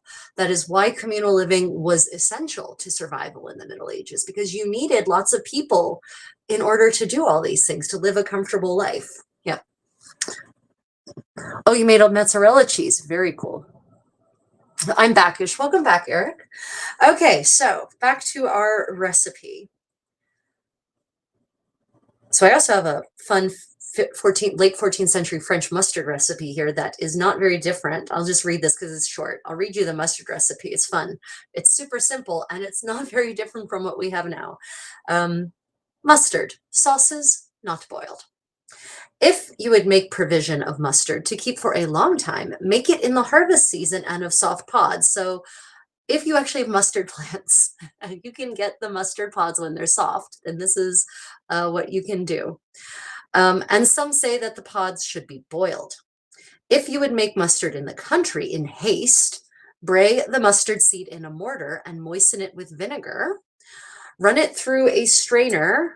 Strainers didn't look like this. I'll explain that in a minute. And if you would prepare it at once, set it in a pot before the fire. So cook it to make it go quickly. But if you would make good mustard and at leisure, I feel like this was aimed at modern people a little bit.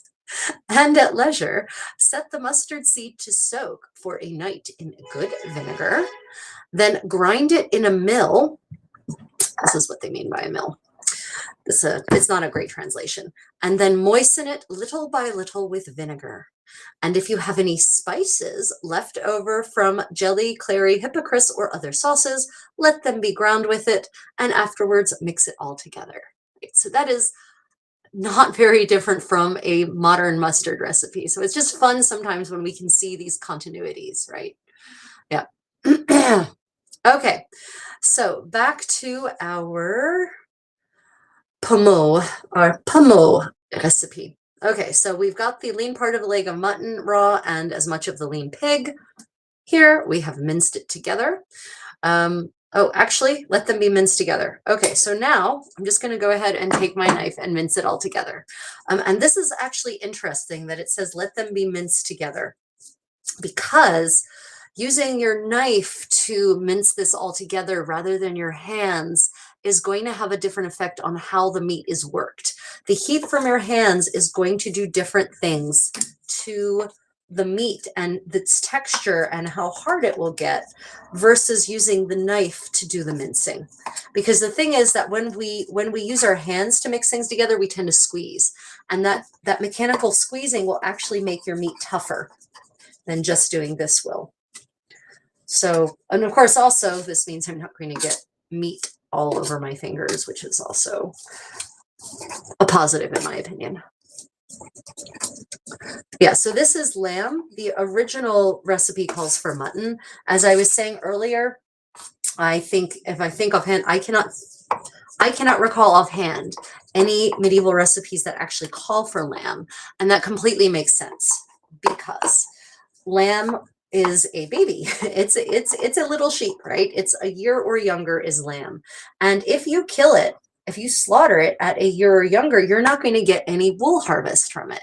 But if you have a sheep, mutton, an old sheep, and you let it live for years and years, harvesting the wool from it every single season, and then eventually the sheep gets very old and eventually you slaughter it and you eat it, right? That you get way more out of your livestock, more value out of your livestock doing it that way than slaughtering them when they're still babies. So I'm pretty certain that's why medieval recipes call for mutton and not lamb. Modernly, sadly, we don't use as much wool anymore because people don't want natural fibers. They want petrochemicals that will litter the environment with microplastics and get into their bloodstream and cause inflammation and probably cancer. Who wouldn't want that? So instead of having nice wool garments, we have lots of sheep who are producing wool and sheep that continue to have babies. And so now there's an industry for lamb meat because we can't have that many sheep because we don't need that much wool. So lambs get slaughtered and eaten instead of old sheep. So mutton is much harder to find than lamb is, which is ironic because in the Middle Ages it would have been the opposite.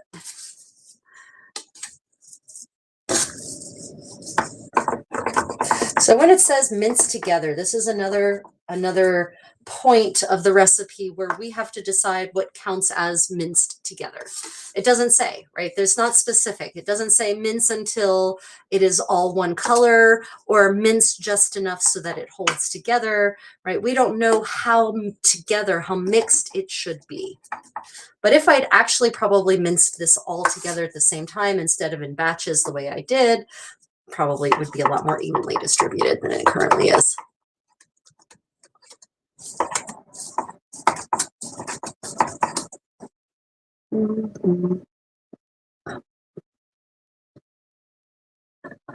Oh, Computer Fist, welcome, welcome. I'm currently in South Korea. Where is everyone today? So we've got Denmark represented. We had we had Newcastle. Yeah. Let me know where you all are from. I'm originally from the United States, but I haven't lived very much of my adult life there, happily. So I'm not certain where I'm from. I'm from the planet Earth, maybe at this point. Currently in South Korea, very happily. Wonderful country. I mean, it has its problems, everyone does, but on the whole, it's definitely on the rise in terms of quality of living for everyone and standard of living, infrastructure, environment, that kind of thing.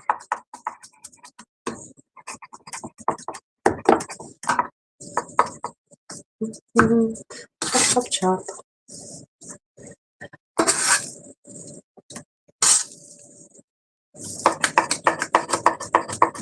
Okay, I think I'm going to call that good.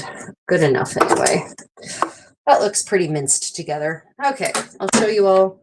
I think, again, lesson learned, if I'd paid closer attention to the recipe. This is the problem when I do these live streams with you. I'm interacting with you and I don't necessarily focus as hard on the recipe as I should. Anyway, it's all good. If I did this again, I would definitely mince these together. Like I would actually put the lamb and the pork maybe one on top of the other and mince it that way, do the shredding that way, and then mince batch wise at a time still, but still at the same time. And I think that would get a more even result. But I'm going to call this good enough. It looks like every meatball will have some lamb and some pork, and that's kind of what we're going for. Oh, from Wales. Welcome. Lovely. Fantastic. Oh my gosh, Wales is so beautiful. I have done living history events at Raglan Castle. Yeah, fantastic. What a beautiful ruined castle. Freaking hell. Raglan is one of those castles that was intentionally ruined by the Roundheads, by the by Cromwell's forces, because it was a holdout for the royalists. And so they realized that if they did not ruin the castle on purpose, it would keep going back, becoming again a holdout for royalists. So they let everyone leave. Actually, they didn't slaughter everyone, which was nice. They let everyone leave before they tore the roof off of the castle on purpose, off of all the rooms. So it's a very nice castle ruin, though. Very extensive grounds. Lovely, lovely environment for a living history event, even though medieval castles weren't ruined. They were still whole. Wisconsin, nice. Wow, we've got quite a range. I have also been to Wisconsin. I have been to Racine. I have been to other parts just across the border from Minnesota because I used to visit my aunt sometimes in Minneapolis, St. Paul, and I would go riding at a stable that was just over the border in Wisconsin. Okay, so the next stage of our recipe is to grind, bray in a mortar, ginger, grains of paradise, and cloves. Okay, so your pile of meat for the meatballs. Put this up to the side. Now we will go to the braying. Australia, nice. Yeah, the comment is that castles are absolutely beautiful ruins and all. There's beauty in destruction. Absolutely. I absolutely can see the beauty of ruined spaces from across history, right? There is a certain beauty, a certain elegance in the destruction. Although I wonder if we would feel that way if there weren't so many poems from the 18th and 19th century extolling the virtues and beauties of these ruined spaces. Let me see. Did you know if castles always were uncomfortable and cold, or fireplaces were sufficient for heating? Okay, great question, Sherry. Yes, I have answers for you, because this is another of those horrible myths. Let me first explain what I'm doing. So these, for those who don't know what a clove looks like whole, this is a clove, right? And I'm going to grind these up. I sadly do not have any more grains of paradise. It's a seed. It's a seed spice. It's kind of it's pungent, it's spicy. I don't know how else to describe it. If you haven't tried grains of paradise, then there's not a really good way to compare it. They're little red. They're red though. They're little tiny red seeds. These are cinnamon flowers, as they're sometimes called. They've got a kind of spicy. They are a medieval spice. They were used in medieval spice blends. So I have those. So I'm going to add those to the spice mixture. And then ginger. So the reason they talk about braying ginger, it's dried ginger. Ginger would often be delivered to medieval Europe. It arrived in, the root was dry, whole. And then you'd have to grind the whole root. I did have some dry ginger, but I don't know where it is, dried ginger root. So I'm going to take my already ground up ginger powder. Obviously, maybe not obviously, it's always better to have your spices unground and then you grind them right before you go to use them. Because the oxygen can't get you the essential oils that actually make the flavors of your spices are protected by the spice being whole. But the second you grind them, then it starts oxidizing and those essential oils break down and you lose flavor. That's what causes spices to go stale. So if you have the luxury of being able to grind spices fresh when you need them because you have the time, then I do recommend buying your spices whole and just grinding them as you need them. Yeah, much less convenient than having pre-ground spices, but you'll get better flavors for certain. Okay, back to the question of castles being whole. They were not. They were not. Okay, they weren't completely drafty. So a castle that you go to now, for the most part, is not plastered anymore. Medieval castles were plastered. They were all plastered inside and out, or at least on the outside they had a lime whitewash, but they were plastered on the inside. The walls were not bare stone. They were plastered. Tapestries were hung to help with the warmth, right? So they were not cold like they are now, because now, for the most part, most castles, the plaster's worn away and no one has replaced it. They don't have those tapestries anymore. Fireplaces are a recent invention, which is interesting for some people to realize. So chimney pieces and fireplaces, they're invented in the 12th century in Europe, but they don't start getting retrofitted into most spaces, upper class spaces, until the 14th and 15th century. It starts in Italy and spreads north. So before that, castle halls had a fireplace in the center and a hole in the ceiling. So it would have been smoky, and it wouldn't have been particularly efficient at keeping the spaces warm, which is why you see a lot of people depicted wearing cloaks in 12th,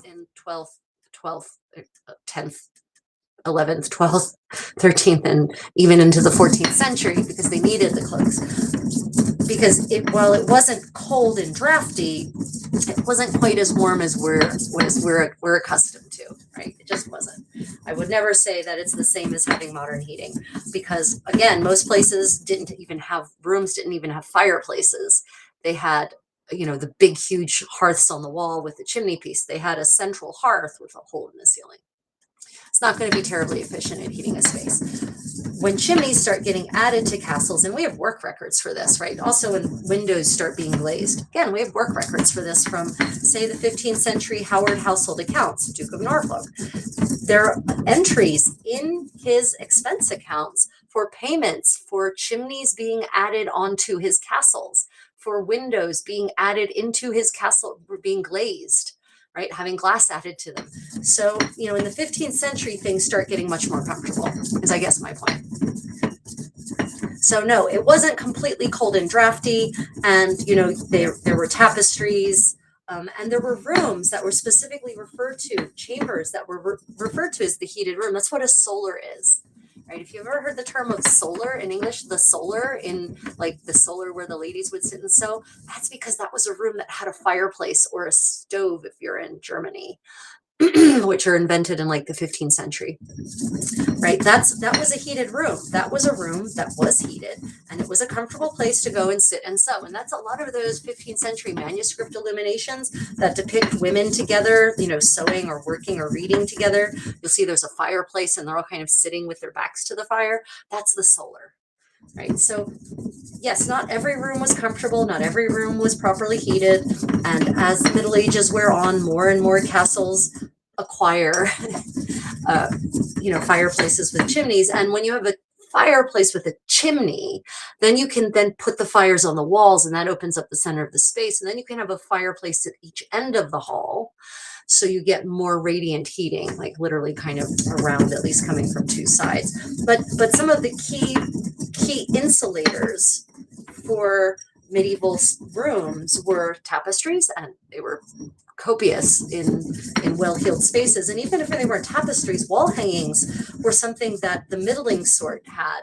They literally painted wall hangings that had scenes painted on them that still function to help insulate a space. And the nice thing about tapestries and wall hangings is that if you move or you go to reside at another castle, you can take them with you.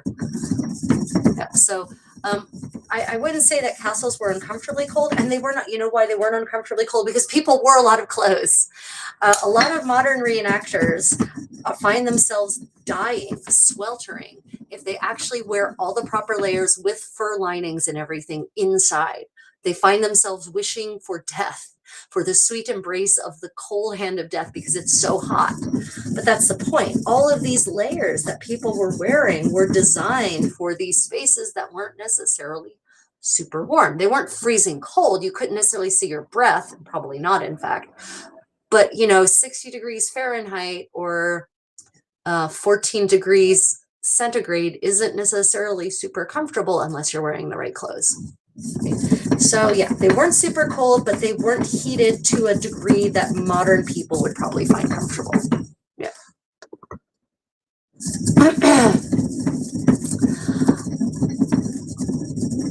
I've commented, I'm glad you've been to Wales. I live under Castle Coch, or Coach. I'm sorry, Castle Coch. I don't know.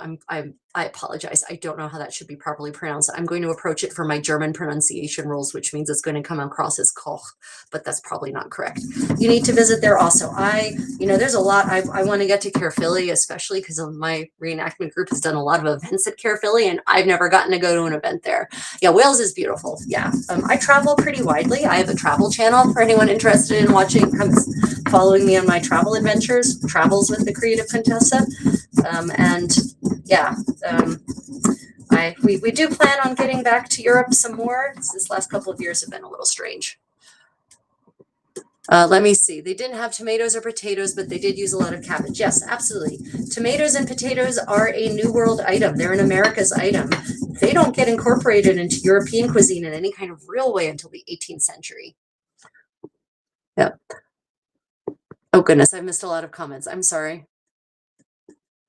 Yeah. Faye says, oh no, I've been in a room packed with people and fireplace and it's still freezing cold. So it depends on the insulation of the room, right? So unfortunately, a lot of castles these days don't have the same kind of plastering and insulation that they actually had originally because they just haven't been maintained. So yeah. But one of the key things is that you need to be wearing all the right layers that they would have been wearing in the era, and then suddenly it gets more comfortable. If you're wearing wool and silk and things are lined in fur and you've got a smock and a kirtle and a gown and maybe a golar, then it's comfortable. But it's not going to be modern levels. It would be cold compared to a modern heated space. But it also depends on the space. Again, if you're in a solar, which is one of these rooms with a giant fireplace and tapestries literally enveloping the room like swaddling, then it's going to be pretty comfy. I've been in solars in actual castles in Germany, medieval castles, and they were pretty comfortable.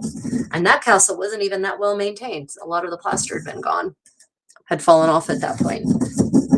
So yeah, I've also been to an event in a 13th century chapter house in Bisbee where the windows weren't glazed, as they would not have been in the 13th century.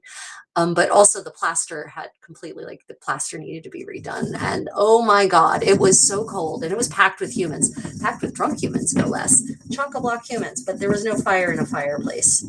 It was see your breath cold, and that was also in December. So it was going to be see your breath cold. I unfortunately was stone cold sober, and stone cold is the right expression there. Everyone else wasn't.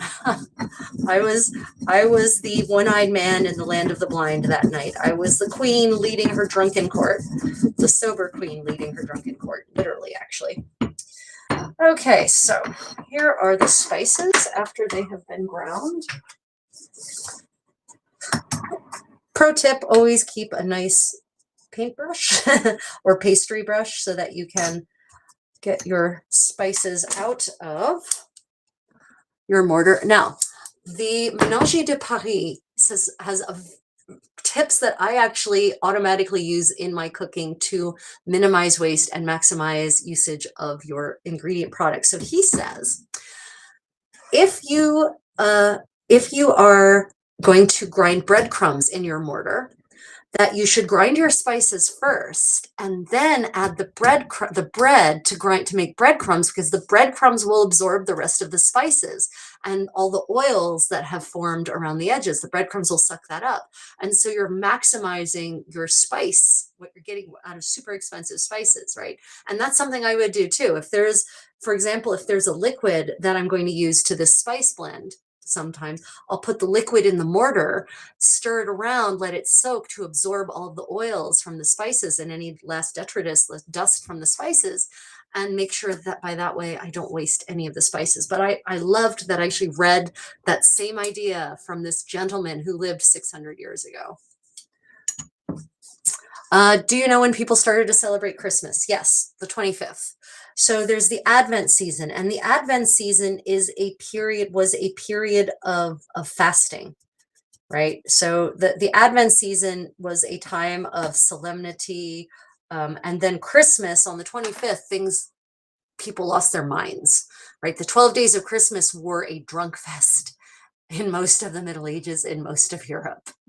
And that's where the song "The 12 Days of Christmas" kind of comes from. The idea of there are 12 days of Christmas, and you celebrate them all hard with gambling and dancing and wearing masks and going out and singing songs and wassailing and demanding payment for the songs.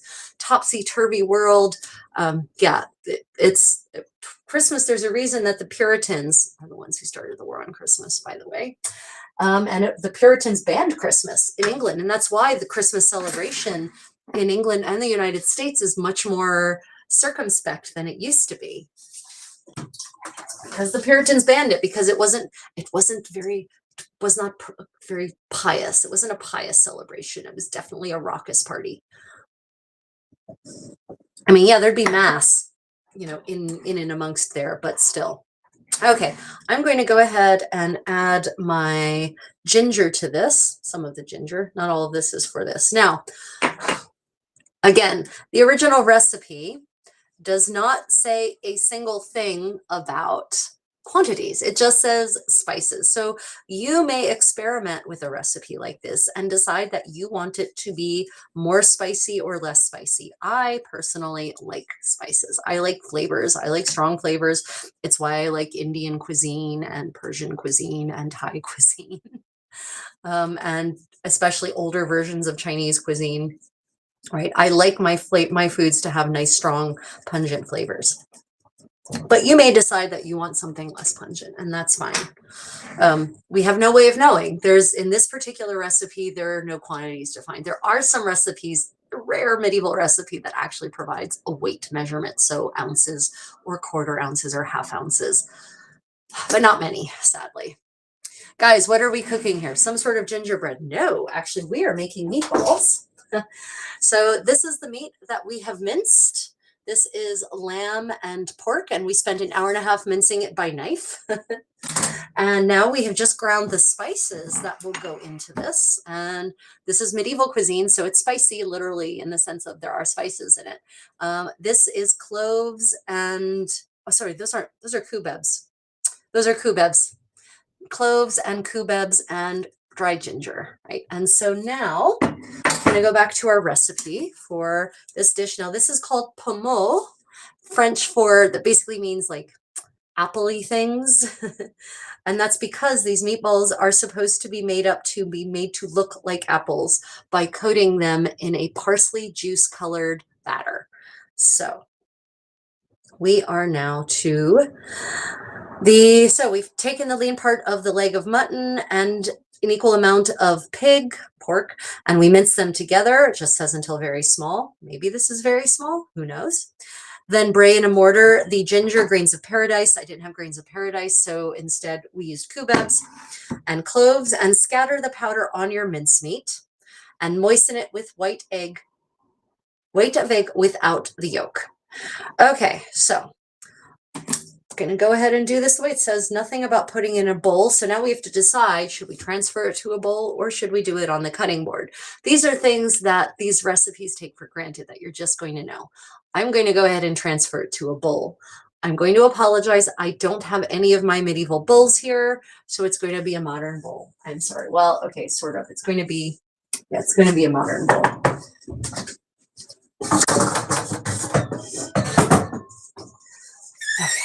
Modern bowl.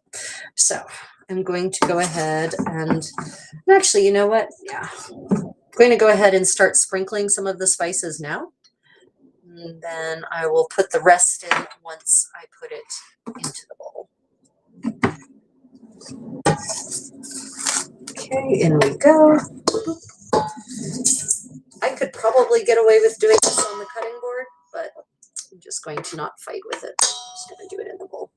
Because it could well be that this recipe assumes that you know that you put it in a bowl before you do this next step, right?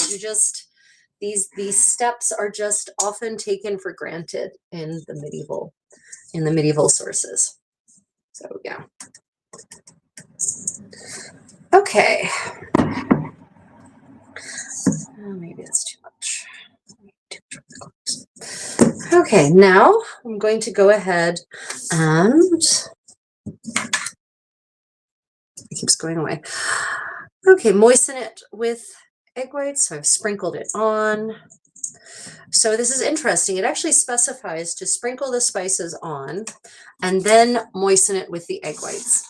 And I think there's a good reason for that. And the reason is as follows.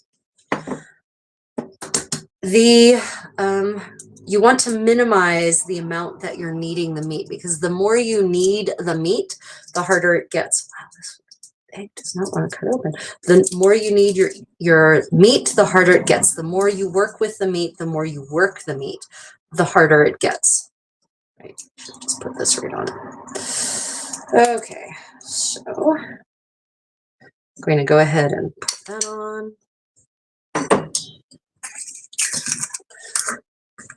So they want you basically to add the spices, add the white, and then knead it together. And I'm pretty certain this is going to be a by hand process, and that's okay, because one of the things I love about kneading meat by hand is it moisturizes the hands.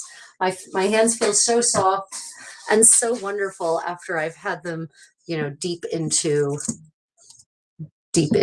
your meat. Now, one thing you may have noted that we have no salt yet. There's no salt has been added at this point. Now, there is a stage here. We're going to put these in salted water to cook.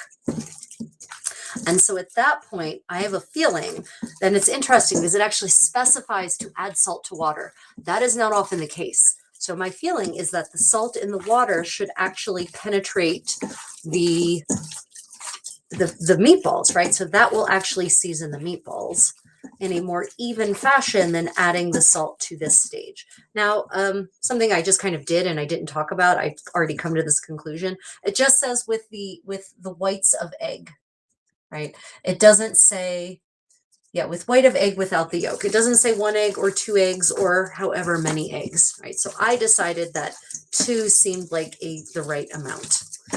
We'll see if I agree with that after this is made.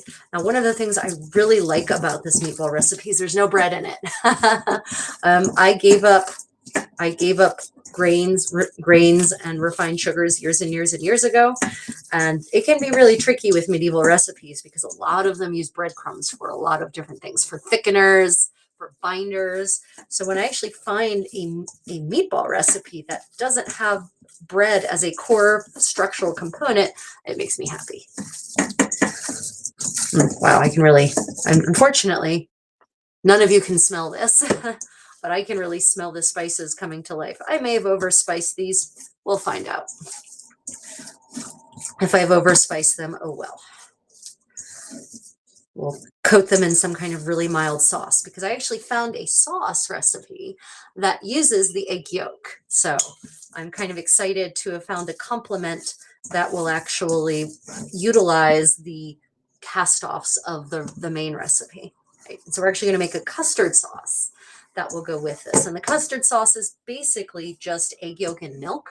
So it will be pretty mild. And I think that will complement the spiciness of these pomo very nicely.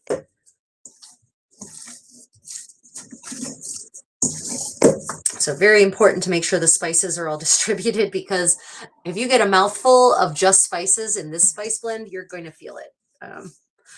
And maybe not in a pleasant way, because cloves, while wonderful and flavor enhancing, have an analgesic property, right? Clove oil was used as a surface analgesic in medieval surgical procedures.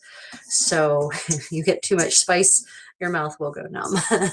Too much clove, your mouth will go numb. Okay. Interestingly, the language that said to moisten it with the white, it's actually absorbed it. So it started off fairly moist and fairly wet with the 2 whites, and now it's just become a nice mass of meat. Okay.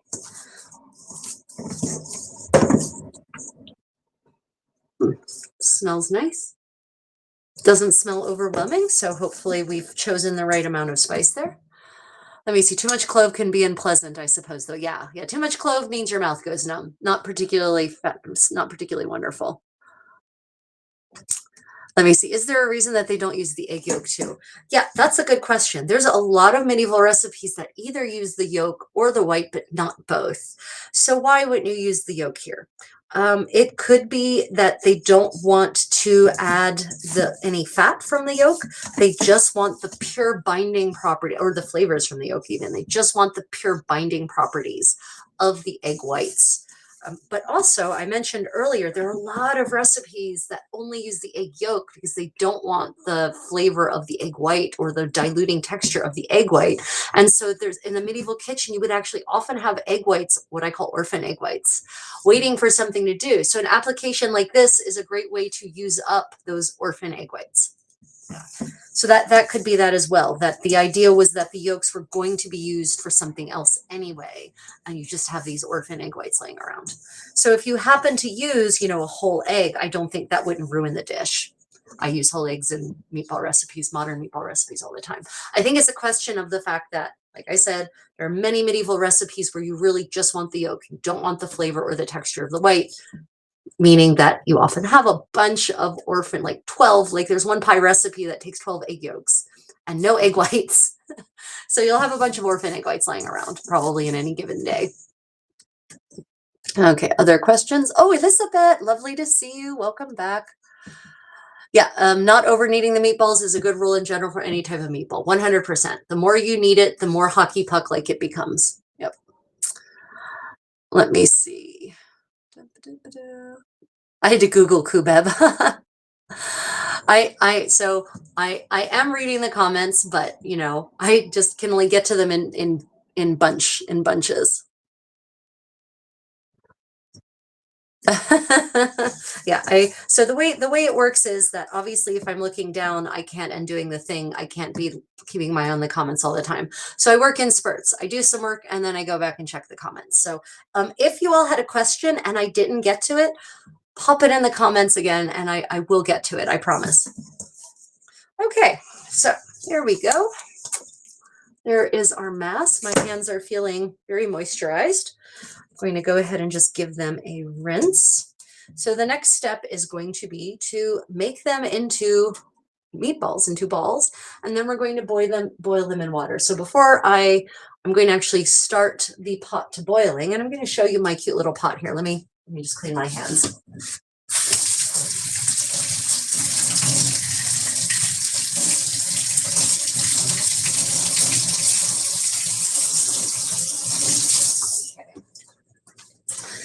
Right. Oh yeah, my skin feels so soft and luxurious now that it's been soaked in all that lovely fat from those various ruminants. Okay. So I have here, I don't have a medieval pot. I don't have any of my medieval pots here, but I have a traditional Korean clay pot. And so that's close. It's very close to a medieval pot in terms of how it functions and its structure.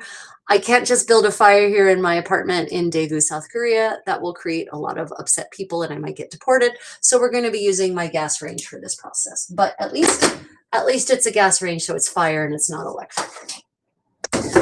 So it does say to add salt to the water, which is interesting. I'm using pink Himalayan salt. It is unlikely. I have no evidence that salt was being imported from the Himalayas all the way into Europe. They had sea salt. They definitely had sea salt. There were plenty of sea salt plants, factories, basically all over the Mediterranean. So, and of course there's salt that you get from the mines. Germany has a lot of salt mines. So I'm going to actually give this a pretty heavy salting because I suspect that is part of the desire, is that the water should be salty so that the meatballs will actually absorb some of that salt. Let me see. My 90-year-old great aunt was telling me they used to have clove oil for tooth pain when she was a kid. No joke, a few weeks ago. Yeah, clove oil. You can still get clove oil, by the way, and it's very effective for numbing anything. And also, actually, a pro tip, you can just chew. If you chew on a clove, it will cause whatever part of your mouth it comes in contact with to go numb eventually. Yep. Let me see, just catching up. It's always so much fun seeing you and how knowledgeable you are. But of course, knowledgeable people are always learning new things. What's the biggest new thing you've learned about the medieval era? Oh, goodness. I'll tell you about my finger in a minute. Ooh, the biggest thing. Yeah, I'm constantly reading. Like, one of the things that's very important to me is to never assume that what I know is the state of knowledge, because history is an evolving field. It really is. It is, we are always learning new things. New original chronicles are coming to light, new sources are coming to light, new translations are being performed that make us completely reconsider what we thought to be true. So yeah, what is the biggest new thing I've learned about the medieval era? The biggest new thing. There's just been so much recently. So much has been coming out. Oh, well, right. And this might be controversial.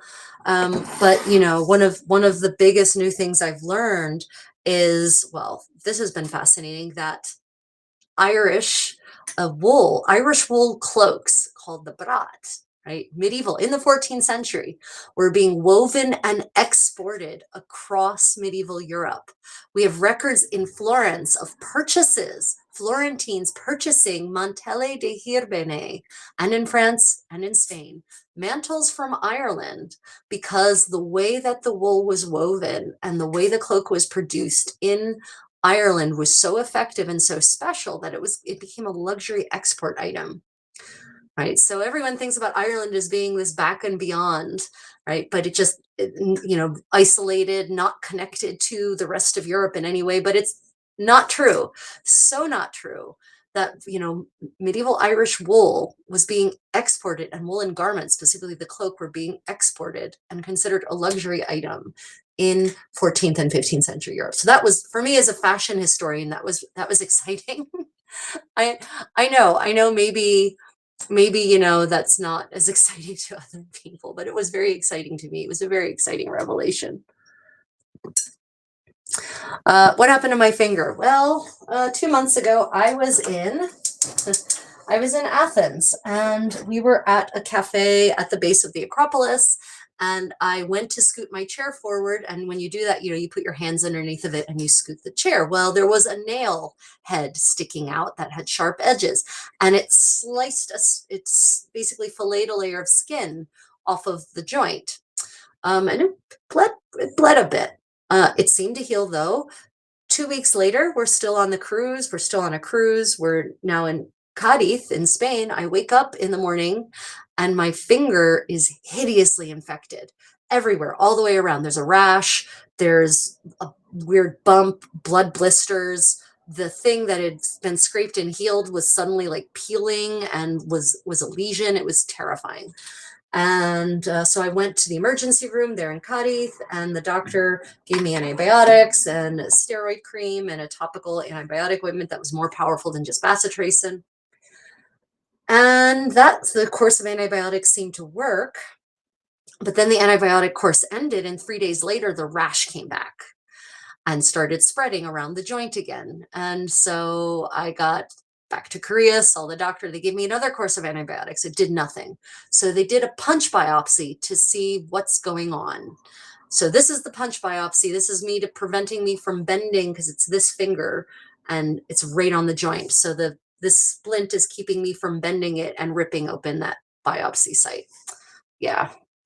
Unfortunately, they have found nothing. No bacteria, no fungus. And I think the rash is still there.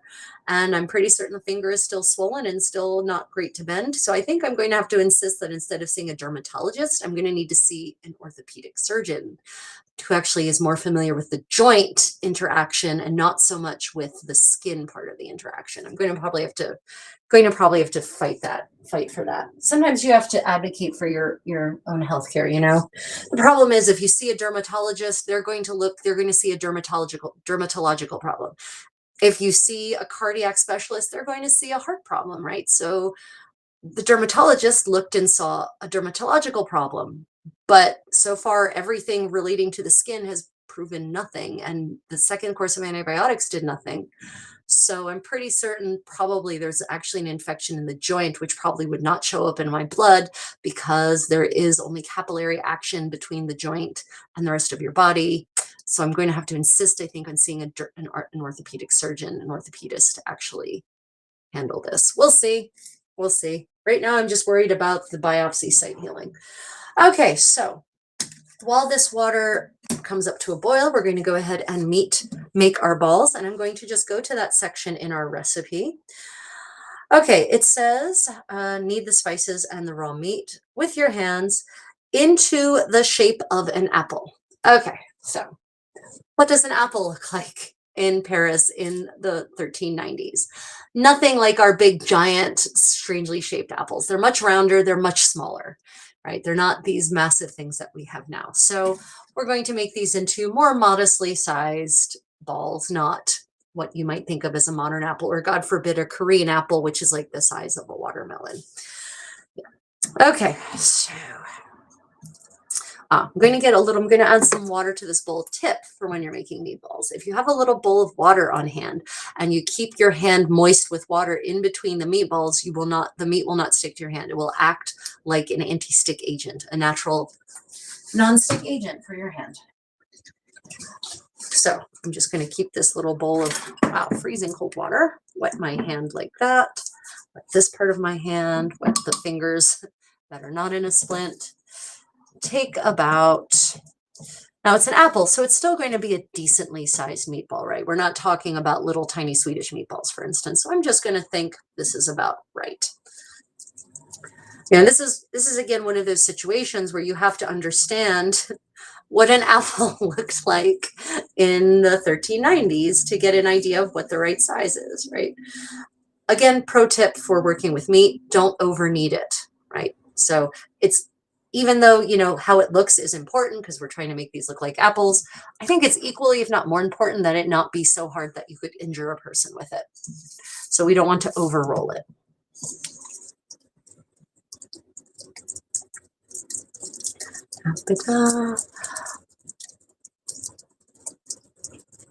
Okay. Oh goodness, let me just scroll back and see what I missed here. No, I hate it when it does that. Okay, one thing I'm super excited about, sorry about that. One thing I'm super excited about are the old, almost charcoal parchment like documents. Oh yes, they had no idea to unravel and read, and now they're using new technologies to analyze and decipher them. Yes, the parchments, usually not sometimes parchment, but more often papyrus, right? The papyrus scrolls that have been charred, right? And they can't technically be unrolled because if you unroll them, you're going to destroy them. They'll flake apart. Yeah, you're right. They're using imaging technology to actually scan them layer by layer and be able to read them. Yes, that is super exciting, right? They have found a whole bunch of, they're starting to find texts that were otherwise lost to history that we knew about from references by other ancient authors, but the original source was gone. But now we're starting to find those in some of these charred scrolls. Yeah, that is super exciting. I agree. It's also exciting when they use that same scanning imaging technology to then scan ancient medieval books, actually. And what they'll find is the surface layer, of course, you have one set of texts, but apparently, you know, often these are recycled parchments. So the original thing that was written on them was scraped away with a razor blade. And then it was smooth, sanded, and then written on again. But the part that was scraped away was only the visible layer of ink. The invisible layer is still there. And with the imaging technology, you can actually read the original sources. So we're finding books within books, basically, by using these imaging technology. Yeah, it is super exciting. I agree, 100%. Yeah, the way and using LiDAR, for instance, to do archaeological surveys in a non-destructive way, but it also basically means we've taken the need for exploratory excavation, exploratory surgery out of the equation. We can now be much more precise about our excavation efforts, which means that the limited funds for excavations can now be, you know, used more efficiently to actually do more exploring. So that's also really exciting to me. Yeah, the use of modern technology to improve our understanding and knowledge of history is indeed exciting. I agree with that 100%. Yep. Let me see. I went to a semi-fancy restaurant in Stockholm and got Swedish meatballs right next to the Opera House, and it was one of the best things I've ever eaten. That's super cool. Did you go to an opera afterwards? I do like opera, but I'm an old school opera lover. Opera means work in Italian. And that means it should be a production. It should be a grand production. There should be costumes, there should be sets. I reject, and loathe this modern approach towards classical opera where we're just going to have a projected backdrop and everyone's in jeans and a t-shirt because we want people to focus on the music and the song. We don't want them to be distracted by the frills. Like, you're supposed to be distracted by the frills.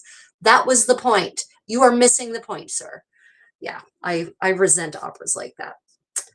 Okay, so the other thing, I know it says to make them like apples, and that might actually mean that they're supposed to be as smooth as possible. So I'm just going to try to be a little more faithful to that idea, the idea of them being round and not so chunky. But because my knife wasn't the sharpest in the world, we might have to deal with chunkier meatballs than less chunkier meatballs. There's a benefit to chunky meatballs, though, and let me tell you what that is. When we go to do the coating of the batter, the green batter, this will absolutely make it so that the batter is more likely to stick than if it's perfectly smooth, right? Which, again, that's probably not in line with what they were hoping from the medieval perspective. And I can tell that probably maybe to actually get it to be more ball-like and less, it's kind of collapsing under its own weight, probably needs to be less moist. So probably 1 egg white would have been sufficient for the amount of meat that we had here. Yeah, let me just give my hands another wash.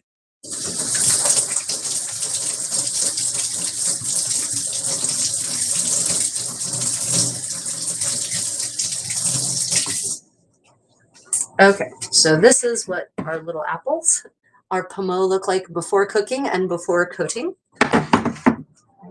And our water is thinking about boiling. I'm just going to, can see there's a bunch of salt still on the bottom. So I'm going to stir it, which will cause the salt to dissolve. Very nice. I'm going to give the water a taste and see if I think it's salty enough. Oh yeah, nice and salty. That'll be good. And this clay pot actually has a lid, like medieval pots did. But there's interesting. So the Ménagier de Paris actually talks about pots and talks about covering the pot of food so that it doesn't get smoky. And he also has recommendations for how to remove a smoky flavor. So one of the ways to prevent your pot from getting smoky, he says, is to soak a cloth in water and put it on top of the pot. And that will prevent, and to soak the cloth every half hour, he says, basically, to soak the cloth again and again, keep it wet and in the fire, and that will prevent smoke from infiltrating your dish, right? He also has tips for how to remove smoke from a dish that has already basically burnt, how to get the burnt flavor out. And he actually he starts with, don't scrape the bottom. If your pot is burning, do not scrape the bottom. Scoop out gently what hasn't stuck to the bottom, put it in a fresh pot, a fresh pot. And he's very clear, a pot that hasn't been cooked in at all, like so fresh that it doesn't have any cooking smells in it whatsoever. And then he has a couple of other things you're supposed to do to remove the burnt flavor from it. So yeah, this book, the Ménagier de Paris, is it's a host of tips that would be useful even in the modern world. Gardening tips as well. Tons. I mean, if you want to understand about medieval gardening as a science, the Ménagier de Paris is your book. I didn't go to an opera, but I was working on a cruise ship at the time, so I only had a few hours to see the city. Oh, Daniel, totally, yeah. When you're working on a cruise ship, you really do only have a limited amount of time. We're big cruisers. We love cruising, especially in places with historic things to see. And I talk to the staff all the time when we cruise, and yeah, you only get a couple of hours. You got to get in and get out as quickly as possible. Yeah. Many paintings have older works beneath the layers. Yeah, Vendetta, absolutely. And you can also, so not only do you see not only do paintings have older works beneath the layers, they also have older layers beneath the layers. So when you use imaging like X-ray and MRI and CAT scan, you can actually see how the painting looked before restoration, botch-ups, before even the artist maybe was told to repaint something. Maria Portinari's, when she was Maria Baroncelli, her engagement, what's called her betrothal portrait to Tommaso Portinari, the imaging on that is absolutely fascinating. The Hans Memling painting, I think it's in the Met, and the Met actually provides the different, shows you the different layers when they imaged it. And so you can see, for instance, that her turret, her not a hennin, had both a different angle and looked completely different than the one that made the final cut. So yeah, it is really fascinating when we submit these artworks to imaging as well. Let's see. Oh, Vendetta. Yeah, the cruise was fantastic. The cruise was absolutely wonderful. We met so many lovely people. We got to see so many amazing historical sites and archaeology. We got to learn so many new things. We got to dance every night and dress in beautiful, elegant evening attire every night in this gorgeous 1920s, 1930s, 1940s Art Deco space. It was fantastic. Just overall, just a magical experience. And we got to cross the Bay of Biscay during a named winter storm with force 10 and force 11 winds, and that was super exciting too. So, you know, it was an adventure all the way around.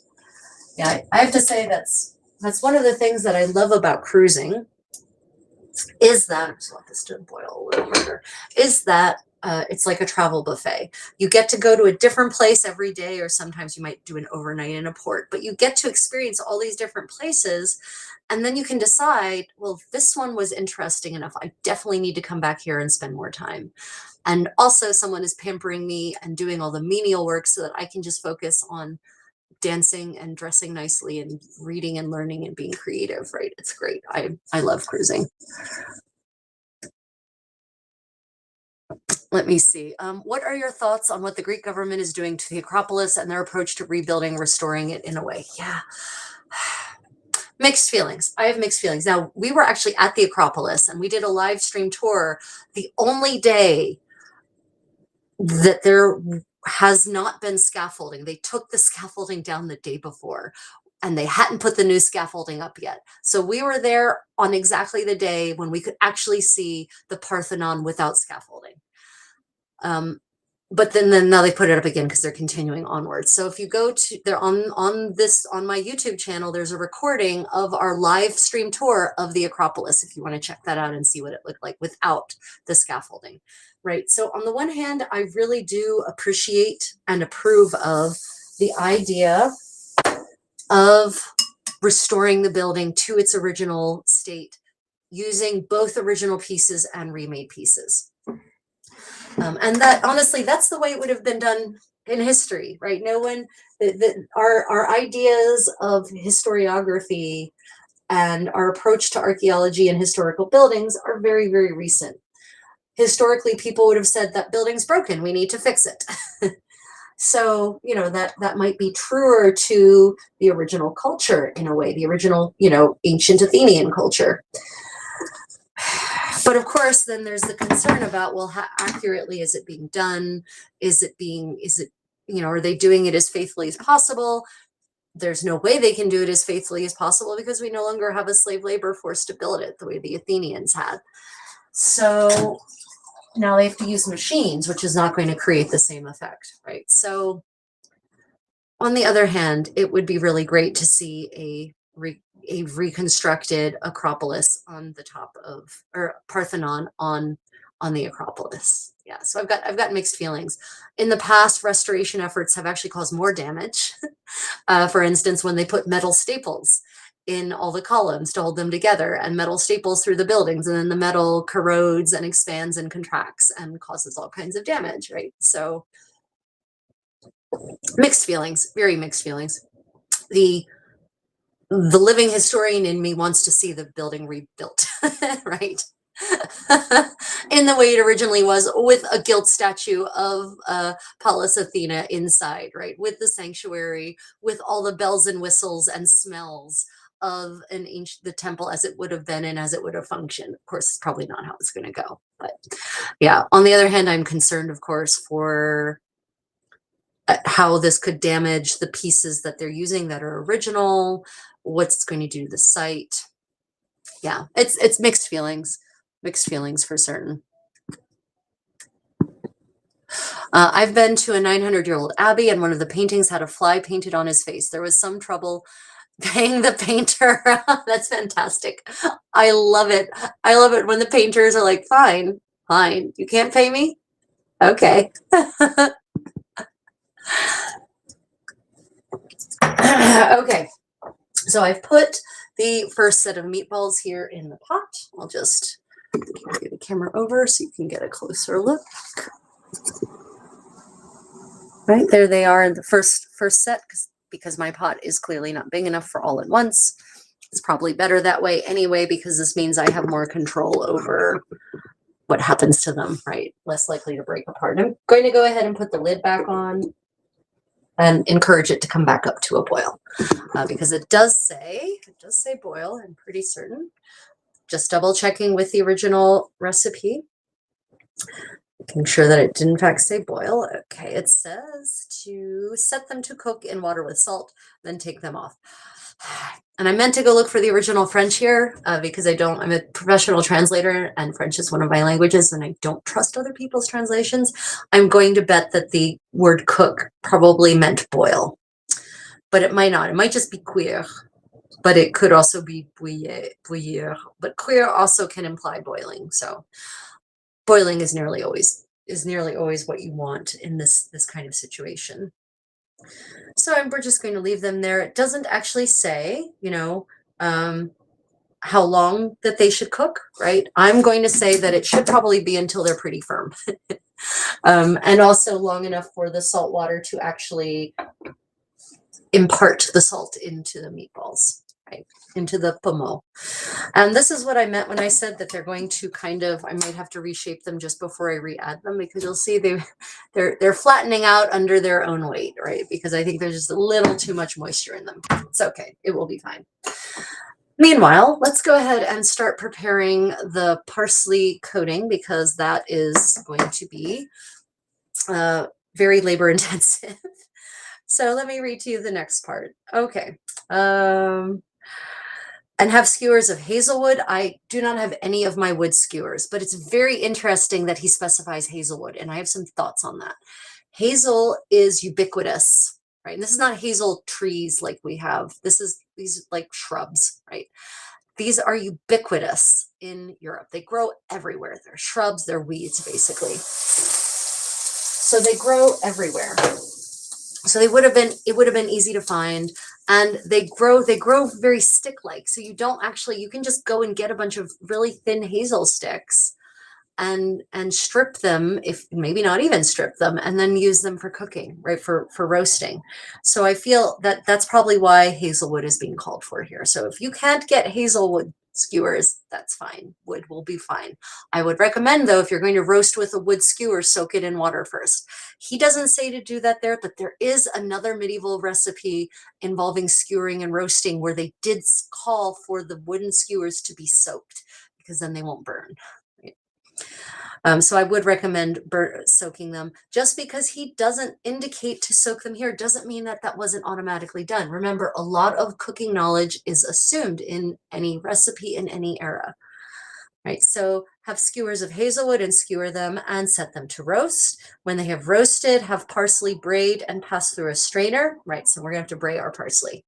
And interestingly, it doesn't say anything about extracting the stems, and I'm confident that's on purpose, because we're going to be passing this through a strainer. The only thing they actually want here really is the juice. It's the green juice. It's not the parsley itself. So it doesn't matter about the woody stems. The woody stems will not be part of this equation, but we do want the juice from the stem. So we're going to braid everything. We're going to grind everything. And it specifically says braid and pass through a strainer. So we're going to do that. We're going to do that in our mortar. And that will probably do a pretty damn good job of mashing it up and getting us the juice that we want. Yep. Okay. Let me see. I think Cunard still has harpists on their ships regularly. They do. They have harpists, pianists. They've got a string trio. They've got a classical guitar player, like a Spanish guitar player. And occasionally they have other performers too, but they do have live music all over the ship. It's quite lovely. Yeah, we love Cunard because it's very old school. That's why we cruise with them, because we don't like the new style cruising at all. Yep. Let's see. I'm in complete admiration for the accuracy of the toilet. The knowledge, the most impressive is being able to cook something from a recipe you have to check on while managing the live stream. Well, thank you. It's a skill. What can I say? Okay, so I'm going to go ahead and use my very medieval looking brush. I have a medieval brush because pastry brushes are part of the medieval kitchen. They are. But I don't have any of that equipment here with me. So it looks like a paintbrush because it is, but it hasn't been used for paint. So it's okay. I'm going to use this to extract what's left of the spices here into this little dish, and I'll just save that for some other, maybe that mustard recipe we talked about. Remember the mustard recipe that talks about using the spices left over from something else? Here I have some leftover spices. I will now probably, not today, but maybe on Monday, make some medieval mustard with these spices. If I do that, I'll try to live stream that so you can see that process as well. I like the judginess of his mustard recipe that talks about if you are in haste or if you can do so at leisure, with the very clear implication being that at leisure is the better option. Slow food. Even in the Middle Ages, there was a concern about people moving away from the slow food culture. How funny is that? Okay. Spices extracted. And now I've already washed this parsley. Right? Yeah, still smells of vinegar. I don't care. It doesn't matter. So now I'm going to, obviously my mortar, this mortar isn't, I mean, I could really pack it down, but there's no room to really work. So I'm going to do this batch wise. And this is where I remind you that the medieval mortar and pestle in a kitchen would have been big. The mortar would have been a bucket basically with a rounded bottom. And the pestle would have been almost human size. So you actually stand and work the pestle. So you get to really lean, you get to put your the force of your full body into it, and you get to process large quantities at once. I am working with a modern granite pestle. I would desperately like to get a proper medieval mortar and pestle like that.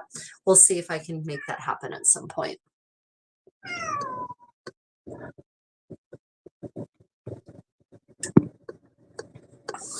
Okay, so my pestle rinse.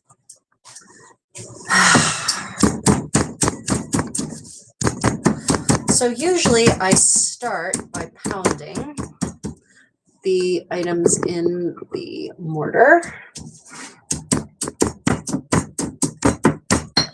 I start by pounding to get it all mushed, and then we will go to a grinding action. That is my mortar and pestle technique. Do any of you have your own mortar and pestle technique that differs from that? Of course, it depends on the item, but for the most part, most things need to be pounded, bruised into submission, and then you can go from there. Of course, the good thing about doing this, you know, modern people, they would chop the parsley, right? But you will actually lose a lot of the juice on your cutting board. So this, doing it the old school medieval way, means that none of the juices get lost. They're all here inside the mortar and pestle. I'm just going to give these meatballs a little rotation. They actually look like they feel pretty solid here. Okay, I'm going to go ahead and pull those out and add the next ones. It's fascinating how very white they are. The lamb has clearly not turned these a dark color like I thought it might, because lamb is a red meat. Pork is not. It's a pink meat. Okay, so here's how they look. Here's our little misshapen, our lumpy apples. Maybe more like quinces, kind of ugly fruit.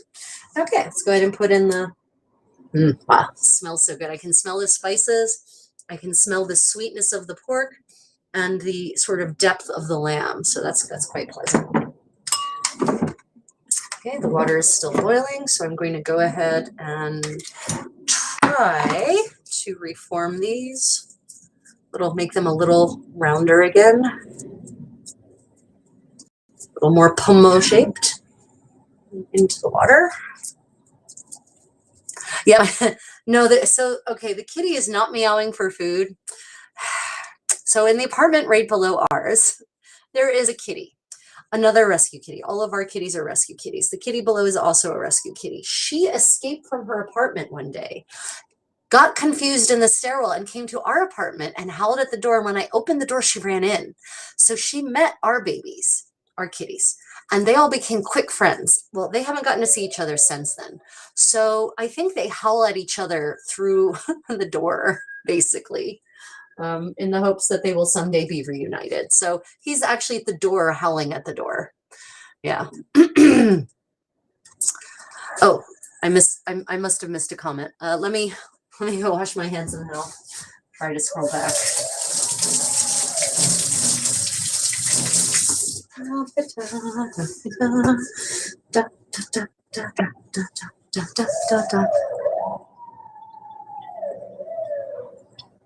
Okay, now before chicken was popular in Europe, I recall reading about how pigeon was a more popular bird to eat, but would that have been the most popular bird to eat? And are there any recipes remaining? Oh, yes. A molcajete from Mexico. Yeah, those things are fantastic. Those things are awesome. Yes, there are lots of recipes for pigeons. Yes, pigeons were very popular. There are many recipes for pigeons. They're roasted. Mostly, nearly always they're roasted. They're pies. There's a lot of pies that have pigeons in them, actually. Yep, lots of recipes for pigeon. It was indeed, they were farmed like chickens, right? They had pigeon coats and dove coats, and they would eat them.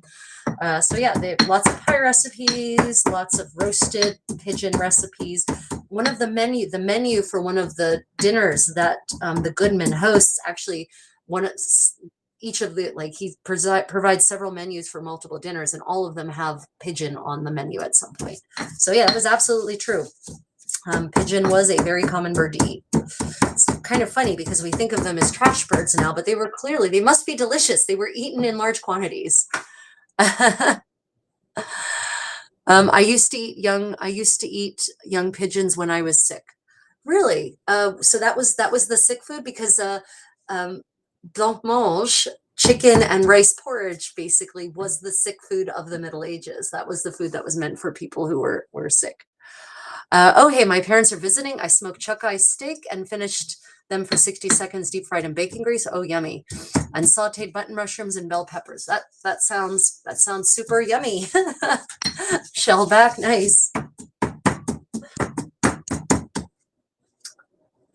Give these a little rotation.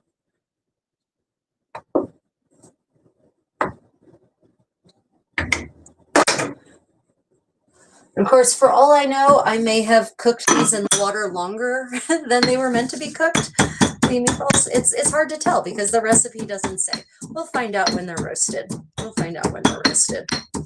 But I feel like it's important that they cooked for long enough to absorb some of that salt from the water. Let's see. I think they had a pigeon pie in Game of Thrones and Joffrey's wedding. So, Game of Thrones. People ask me what my favorite medieval movie is in terms of costuming, and there aren't any really good ones that I can think of offhand. But Game of Thrones, despite being a fantasy novel, often has clothing that would be more accurate for 15th century England and France than movies that are actually set in 15th century England and France. How stupid is that, right? More colorful, the right colors, the right textures, the right layers, the right hairstyles. It's absolutely, or 12th or 13th or 14th century England or France, right? More accurate than the movies that are supposedly set in those eras. So stupid. Okay, so now I've managed to pound it down.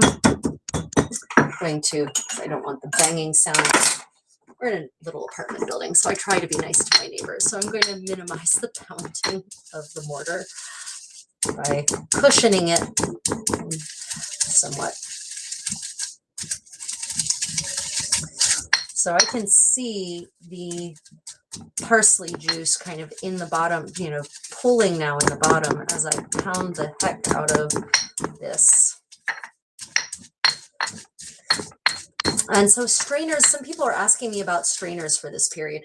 So we don't have evidence of this shape of strainer. We have evidence of them having wire mesh or mesh strainers made of horsehair, just not with this shape. not with this shape. And we also have clay strainers, and we have perforated metal strainers. So where it's a metal bowl actually, and that is perforated with fine perforations in them, little fine holes. So there were different kinds of strainers that could do more or less what this strainer can do. I say more or less, right? And you can also achieve this, you can achieve this kind of fine mesh with horsehair. They did. They had horsehair and they did make mesh strainers that fine, right? And sieves and strainers. And often the word for sieve and strainer is the same in the medieval sources, depending on the language. Let me see. Let me see. Pro cycling used to eat pigeon before racing. It's very healthy. It doesn't have that much fat. The same with rabbit. Oh yeah, nice. I like Peking duck, but in general, duck is so fatty it can be a little off-putting. I love Peking duck, and I like fat though. I love fat. I've learned to embrace the fat since I gave up refined carbohydrates and refined sugars. My diet is pretty high in saturated fat, but also lots of vegetables, lots and lots of vegetables. Okay, so let me just show you what's happening to this pile of parsley as I grind it down. I know it looks probably just like a dark mass. Sorry about that. The fat is the best part of the animal in my book, 100%. You know what I hate? What I resent is when people shave the fat off and then cook the animal, and then they wonder the meat, and then wonder why it's so dry. Yeah, man, I will. If you give me a choice between eating the duck skin and the duck meat, I will pick the skin every time. Oh, which is interesting. There is a recipe I think it's the cookbook written by a 15th century cook who was cooked for the Pope's court in Rome at the Vatican. He has a recipe for paleo lasagna. Literally, it is you take the chicken skins and you layer them with spices and cheese. You cook them like dumplings in water, and then you layer them with spices and cheese. Like it is literally paleo lasagna. And it's called lasagna. It's called lasagna, chicken skin lasagna or something like that. So you're supposed to cut the chicken skins to be the shape of lozenges, the diamonds, right? That's why it's called lasagna, because it's lozenge shape. So I've been meaning to try that recipe. And he actually says you can either use duck skin, chicken skin that's already cooked from a bird that you've boiled, or you can take raw chicken skin and boil it yourself.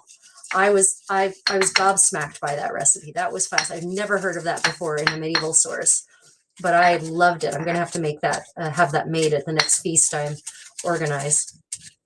Oh yeah, this is really, oh shoot, I've got to be a little more gentle with my braying. I'm losing juice. It's landing up on the counter, but I don't know if you can see that. Yeah. Right. So that is the parsley juice that is resulting from violently braying this. And I can definitely imagine that if I had the proper giant medieval mortar and pestle, where I could really bring true force to bear, that this would go quickly and would produce a pretty effective amount of juice. Okay, well, I'm going to do this then. Get another, sadly not medieval bowl out. Again, I apologize profusely. I will have my proper replica equipment back someday. And I'm going to go ahead and put this in the strainer, as it says to strain it. And I'll let that start dripping off while I work on the next batch. And this is also something they absolutely did not have in the Middle Ages for many reasons, a rubber scraper. They didn't have anything like it. There's not a leather scraper. I don't know how all of the remnants of batters and sauces, etc., were extracted from bowls. I'm expecting someone may have just taken a sop of bread and just wiped the bowl out and eaten the bread, as long as it wasn't raw meat or something like that, right? Okay, but because of the amount that I'm working with, a little bit at a time, and the amount of parsley juice that is still in this mortar, I'm just going to go ahead and bite the bullet and use the modern technique of the rubber scraper to extract it.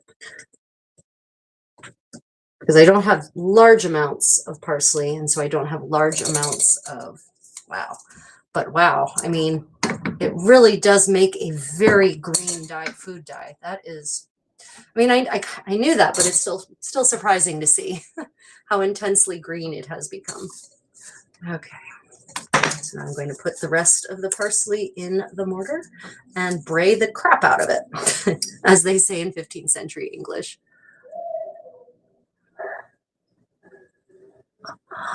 Let me see. I take the herbs listed in the song Scarborough Fair for the rub on my smoked duck. I call it Scarborough Fair duck. Sounds delicious. Some survivalist saying he was starving eating only rabbit. Yeah. No, you really can't. If you have nothing else to eat than rabbit, you actually starve because it doesn't have fat. Yeah, 100%. Yep. Let me see. In medieval Europe, were there any communities or religious orders that were vegetarian? Yes. Intentionally not eating animals and not just because they couldn't get them. Yes, but it wasn't a matter of ethics, right?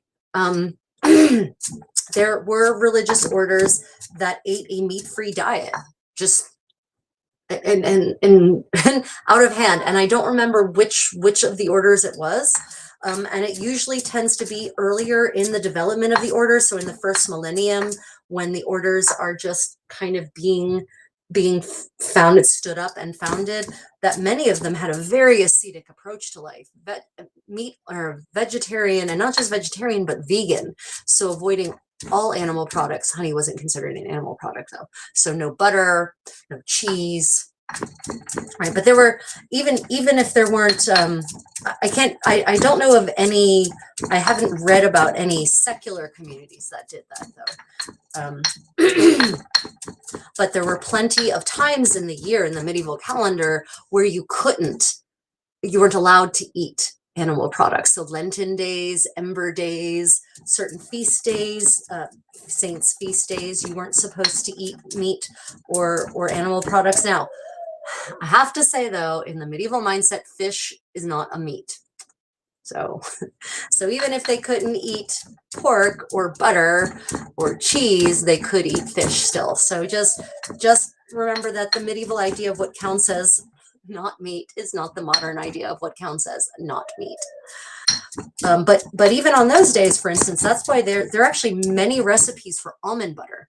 Almond butter is, however, not what you think of as almond butter. What we think of as almond butter is almond paste. Actually, medieval almond butter is where you make almond milk, usually, and they call it thick almond milk. So like a 2-to-1 ratio of almonds to water. So 2 parts water, 1 part almonds, right? That's going to make a pretty thick almond milk. And then you actually add an acid to it to make it congeal. And then you strain it like you would, say, cream cheese.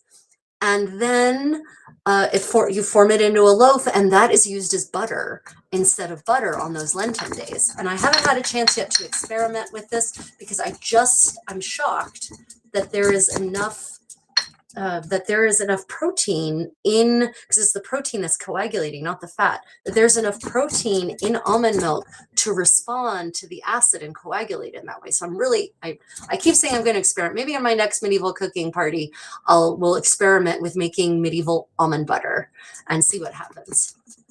And then you can also watch me make almond milk the old school way.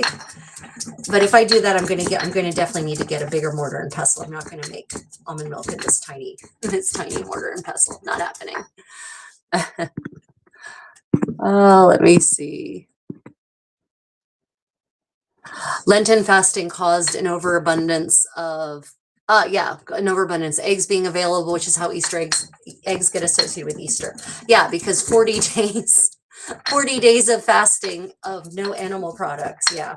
And meanwhile, it's the spring and those birds are starting to get active again. So, yep, absolutely. Rabbit was also fish, so they could eat meat.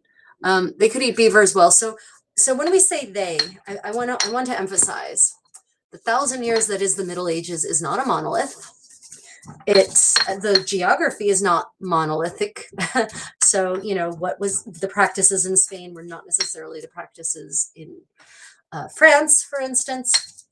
So, it's not, certainly not at all times was beaver considered a fish. Like that happens, that's later medieval reinterpretation as the church is starting to get increasingly corrupt, right? and rabbit counting as a fish is not the entire Middle Ages either. So these it evolves over time, and things change, and new papal bulls are issued, and new rulings are made. So yeah, I try to remind people that we can talk in general terms, but when it comes down to it, you really need to examine places and times specifically for themselves, right? And not think of the Middle Ages as this monolithic set of practices, because it's just not, it wasn't. Samantha, thank you for having joined. Sleep well, and I hope to see you again. Yeah, for those of you who are enjoying this, please like and subscribe. If you're in the comments, you have subscribed. But if you haven't yet and you're enjoying this and want to see more medieval living history fun, then yeah, please do and turn on the notification bell. Okay, so many of you have been subscribers of mine for a while, and you probably at some point hit the notification bell, and maybe you even told it to send you notifications for everything I publish or only some of the things I publish. But here's the thing.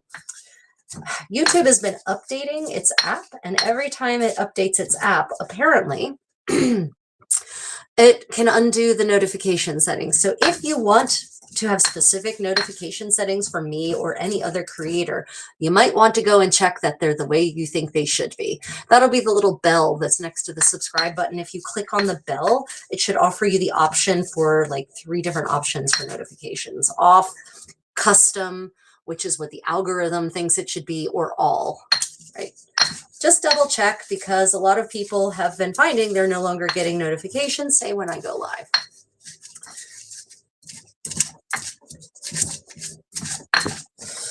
Okay, these meatballs are looking pretty good. I'm going to go ahead and turn that off. I'm going to pull these out and put them in this other little pot here. We're about to the point where we're going to do the roasting. Now, the nice thing about cooking these in the pot first, oh, it was a lot hot.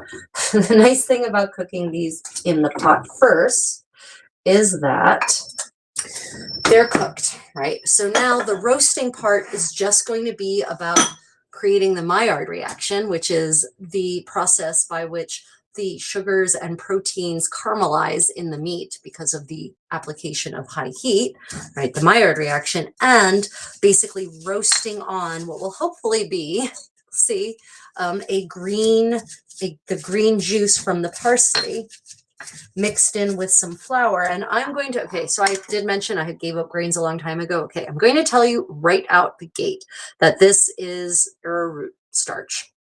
It is not flour, but it's a starch. It should work to make a batter coating that will go on this and then we'll roast on, because I don't do gluten. I don't do grains really anymore. So I didn't want to do that to my meatballs, but the equivalent, it's a starch. It will mix with the powder. It doesn't have the proteins of that, wheat flour would have, but that's okay. If you do this yourself and you are a gluten eater, then obviously go ahead and just use wheat flour. Now it just says flour in the original recipe. And generally when it just says flour, the assumption is that it's going to be probably a white flour, white refined wheat flour. And especially for this recipe, because you want it to be white so that the coloration from the braid parsley will be maximized, right? You're not going to get interference from the brownness of a whole grain flour.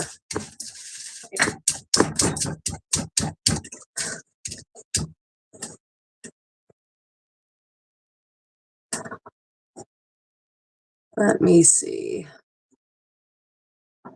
Okay, so yeah, we are actually therefore at the last stage here of this process. And so for roasting, okay, let's talk about roasting. So they actually had roasting spits, but this is not a roasting spit. We're talking about putting it on hazelwood skewers and then roasting it. So what they did have in this era, though, they actually had basically a grill. It was wrought iron, and it it was a gridiron basically, and it sat on a trivet or on two iron rests, basically, like dogs, basically, and it sat over top of coals. And then you would actually put the thing to be roasted on it, and it would just sit there and roast. And you could turn it or not, but it's not a spit roast. We're not going to be spit roasting this. Most houses did not have ovens. If you needed something baked, there was a couple of options for baking. You could take it to the baker and use his oven, or you could create a kind of little oven with a curfew-like thing, a tester on top of basically a pan of some kind, of pottery pan. So you could make your own kind of oven in your hearth, and you could put coals on top and coals underneath. So when they say roast here, they are probably talking about over a gridiron. I mean, what we'd say grill, over this gridiron over top of the coals. Let me see. If I had an oven, I'd buy the grain berries and grind them into flour daily. And that's the best way to do it, right? Because the second you grind grain berries, you're exposing everything to oxygen and it could go rancid, right? So fresh ground is definitely better. I live in Belgium, and one day a week I went to two very old abbey because my mom worked there. I had full access to play and learn how the fathers lived. Oh, that is so cool. That must have been wonderful. Belgium has some really nice medieval historic sites. That's awesome. I was looking at public restrooms in Roman buildings and was curious about if public restrooms with a large amount of holes were a thing in the Middle Ages, and were they stalled, gender divided? No. Yeah, I know what you're talking about. You're talking about the fantastic public restrooms like they have Exton in Pompeii and Ephesus and other ancient Roman sites. We have I have not seen evidence of that in Europe. Where I have seen evidence of it is Constantinople. But that would be obvious because it would be a continuation of the ancient Roman tradition, right? But in Western Europe, no, I have not seen any evidence of that medievally. People use chamber pots. And in castles, they had basically little tiny rooms that were closets that had a bench with a hole in it, and it was usually just opened into the moat. Right. So no, I've never seen any evidence of those public restrooms like that in medieval Europe. The taverns would actually taverns especially would actually put out little clay urinals, and you can buy a replica medieval urinal. Actually, they're very small. Put them on the side of the wall, and then customers would go and pee in them, and then the tavern keep would sell the urine to the dyers and the tanners. So there would be like multiple outside of the tavern. So that would have been the closest equivalent. But if you needed to do something more serious, yeah, you would go home probably. Because remember, this is an era when people didn't on a daily basis, you're not necessarily going terribly far from home, right? And taverns probably had a garderobe, a room where you could where there was a chamber pot, for instance, or inns had a room where there was a chamber pot where you can do more serious business. Or they had a privy that was over top of a min's, over top of a septic tank is definitely not the word I'm looking for. Cistern is also not the word I'm looking for. Basically a hole in the ground where all the waste goes, and where the gong farmer would come and dig it out probably once a week so that it didn't get overfull. But yeah, I have no evidence of those really wonderful flushing toilets from ancient Rome. Haven't seen it. Doesn't mean it didn't exist. I just haven't seen any evidence for it. Girl, did they have karaoke back then? Yeah, but karaoke in the sense of everyone singing together? Yeah, frequently. Communal singing was absolutely a thing. It was something that they did at all levels of society, just getting together and singing to entertain during the evening. It's funny what happens when you don't have devices, screens and TVs and internet. Suddenly you start doing group activities like singing. Yep, absolutely. Group singing, 100% a thing. All levels of society. And yeah, were the bathrooms gender divided? No. I mean, obviously the urinals are for specific plumbing. So,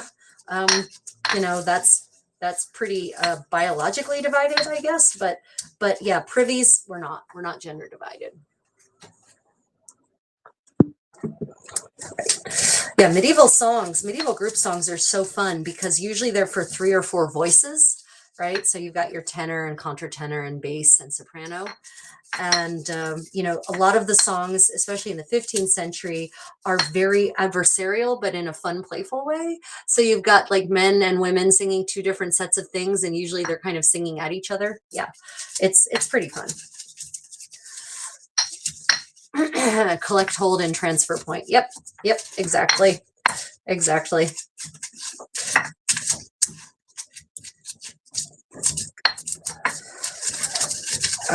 And one of the very important jobs in a medieval city or town was the gong farmer. Tony Robinson actually did a fun series called "The Worst Jobs in History." It used to be on YouTube. It might still be. Highly recommend you go and take a look at it. And he actually talks about the gong farmer and then demonstrates the job of the gong farmer. And gong is an old word for poop. And the gong farmer used to go and clear out the outhouses, basically the middens, because otherwise they would get over full, and they would actually collect the poo and the excrement, right? And then they would sell it to the farmers for fertilizer. So that's why you do need to boil your vegetables, especially your vegetables, in the Middle Ages before eating them. It's not a question of, we want it to be soft and mushy. No, we'd like it to not kill us, please. Weird request. They did have songbooks. There were absolutely medieval songbooks. And we actually have depictions of aristocrats standing around together and singing from these songbooks. So there were absolutely, because especially in the 15th century, is this amazing culture of music and musical composition. And so complex songs are being intentionally composed to actually challenge singers and to sound more sophisticated. And so choral books are actually composed, and people purchase them to add them to their library, and they actually do sing from them. Now, at the lower, obviously, peasants are probably not going to have choral books to sing from. And so the songs they sing are going to be mostly from memory. They're not going to be singing the latest Guillaume Dufay song from, the court of Philip the Bold. But yeah, there were songbooks, and they did actually use them to sing from.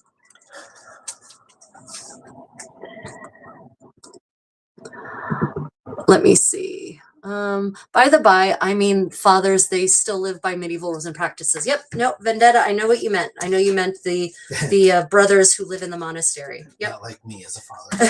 Yeah. No, I knew what you meant. It was just totally, which is very interesting. So yeah, there were songbooks, but it was only the wealthy who could afford at least, until in the 16th century. By the second half of the 16th century, you see a much larger, more diverse profusion of books, like songbooks and music books and dance books and that sort of thing, because you have the printing press. But in the 15th century, even books made on the printing press are still crazy expensive. So yeah, it's mostly the upper classes who at that point have songbooks. So people in the lower end of the socioeconomic spectrum are much less likely to have access to songbooks. Amazingly, where they're still being found today on accident. Yeah, and they're still. Person's library. Yep. Okay. So there's just so much parsley juice left on this pestle. I just don't want to put it down and waste it. It's like, why are you like this? Okay, so Chillback says they're smart enough to memorize the songs back then. Yeah, I mean, eventually, no doubt the songs did get memorized, but when when the latest and greatest song from Guillaume Dufay comes out, they probably got it in writing and then, memorized it with practice. Dusty Bean says, was a good singing voice considered a good attribute to marry someone, or did folks not care much? So a good singing voice was not relevant to marriage, but it was relevant to being an accepted member of society. So being able to sing at the level of in the upper echelons, right? Being able to sing, being able to play an instrument, being able to dance. This was all just considered part of good society. It wasn't a question of like everyone did. Now, I'm confident there were people who didn't have great voices. So, if you didn't have a great voice, then maybe you played the lute really nicely, or maybe you could compose poetry and recite it, That's right. or maybe you could dance beautifully, right? But it definitely was not considered in the marriage packet. No, not part of the marriage packet at all, but it was considered essential to being a member of polite society. And Spencer Caswell says, hello, how are you? Spencer, hello, welcome. Thank you for joining us today. So let me just bring everyone up to speed. William Dufay. You picture William Dafoe, Guillaume Dufay. Yeah, that's fair. Okay, so these are the meatballs we have made, the pomo, as they're called in French, and we're about to take the next step of the pomoing, of the appling, by hopefully coating them in in this starch that is dyed green with the juice from this braid parsley. And I'm doing what they say, I'm passing it through the strainer, which means to press it against the strainer and squeeze. And I might, depending on how cheeky I'm feeling, I might get my cheesecloth out and strain it that way, even though that's not technically a strainer, but it could be interpreted that way. Because I can tell there's just so much juice left in this. Okay, let me show you the amount of juice that I've squeezed out, parsley juice. Okay, now I'm going to take a little bit of, this is starch, but it should be wheat flour, just putting that out there. Just going to put a little bit in, mix it. Oh, actually, there's more juice in here than I thought. Good job, me. A little bit more.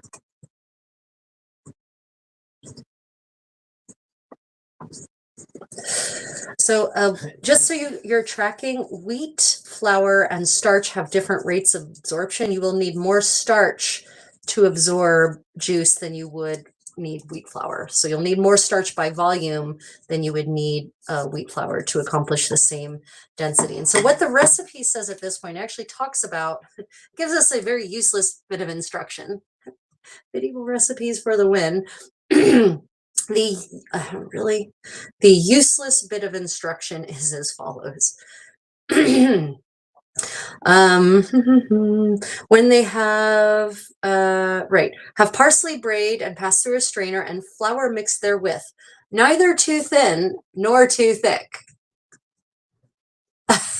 But what is too thin and what is too thick, right? Yeah. So, but one of the things it does say is that we should actually start the roasting process. So I'm going to go ahead and I'm going to use the broiler. I'm going to use the broiler. I might turn. I'm trying to decide whether I want to use the broiler or just to put the oven all the way up. So these are my two choices. I can use the broiler. The problem with the broiler is that it's just on the top, right? It's just heat on the top, which, okay, the medieval roasting would have been the opposite. It would have been heat from the bottom. So, okay, so it's just kind of inverted, and it just means I have to rotate the skewers, which I'd have to do anyway. Or I can put it in just a really hot oven. I think I'm going to go with the broiler. The problem with my broiler is that it's on the bottom. It's the bottom compartment of my oven. So I'm going to have to do something here with the camera to get to it. But I think I'm committed. I've decided we're going to go with the broiler. Because what it says is that we need to stick these babies on a skewer, and I'm going to go ahead and do that here. Stick these on, should be a hazelwood skewer. I don't have any wooden skewers, so we're going with my metal skewers, and set them to roast. And when they have roasted, have parsley braid right. So I'm going to go ahead and do that now. I wanted to get this parsley braid first because I was pretty certain that it was going to take some time to roast it. So I've got, I know I looked. I mean, you can keep looking, but I did look. Could you fetch me the tray that has the slotted metal thing? Right. I know what you want. Okay, so what's interesting is it says here, for the roasting, this is interesting. Take your pomo and put a dish under them and coat your pomo, grease is the wrong word, coat your pomo by turning the spit over the dish, and then put them in the fire as often as is needed until the pomo be quite green. right? Put them to the fire, not in the fire, not in the fire. Don't set them on fire. Put them to the fire, so near the coals, right? So what he's making clear is that you need to put a dish under it so that you don't get drips everywhere. So that's great. So we've got a roasting. Oh yeah, that needs to be washed. We've got a roasting pan. We've got a roasting pan that actually has a dish under it. So I'm just going to go with that. Coat your pudding and then put them to the fire as often as needed until the pomo are quite green. So the idea basically is that we are going to coat these multiple times probably. Put them in the roast, put them in the fire to roast, coat them, put them in the fire to roast, coat them repeatedly so that you actually probably develop some nice layers. Okay, I think I may have, wow. Doesn't matter if it's still wet. No, it does not. So this is very interesting. This is very green. This is amazing how green. Okay, let me see if I can. Oh, you can't really see how green that is, can you? Okay, maybe you can see how green it is that way. Look how amazingly green that is with the parsley juice. Wonderful. Right, so I've got what is actually a pretty thick, not too thick, not too thin. It will definitely coat going on. And we will put this on. We'll set these to roast first. So I need to spit them. Oh, Takeda. Is Takeda awake? Oh, waking up to write hello all. Takeda, welcome. So I'm just going to skewer these babies. Good God, it's early in the morning there, or is it late for you? Isn't Takeda in Japan? Oh no, he's back in Georgia, isn't he? No, he's in West Virginia. West Virginia. I don't remember where anybody is. I do. Yeah, it's like 6 a.m. 6 a.m. there. Yeah, it's 6 a.m. It's crazy early or crazy late. Okay, so here we go. We're going to put these on the roasting pan. Normally this would go on a gridiron probably, but I don't have a medieval gridiron here. I do have one that I could put over coals if I had coals, but that's not here. That's in another part of the world. Okay. It's drooping. Okay, so Dusty Bean missed your Christmas talk earlier. Did people celebrate Christmas back then the way we do now? And Christmas tree inside the house, decorations outside the house? Yep, I didn't mention the Christmas tree. No, there were no Christmas trees like we do them.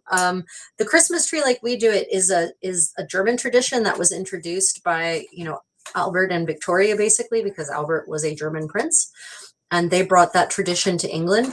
And it's, as far as we can tell, having a Christmas tree that's inside like that isn't necessarily a medieval German tradition. I haven't been able to trace that back as a medieval German tradition, right? They did, however, bring greens into the home and decorate, like evergreens, right? So you would bring greens in and you would decorate the hall and try to make it as green and festive as possible. Christmas was a 12 days of debauchery, to be quite honest.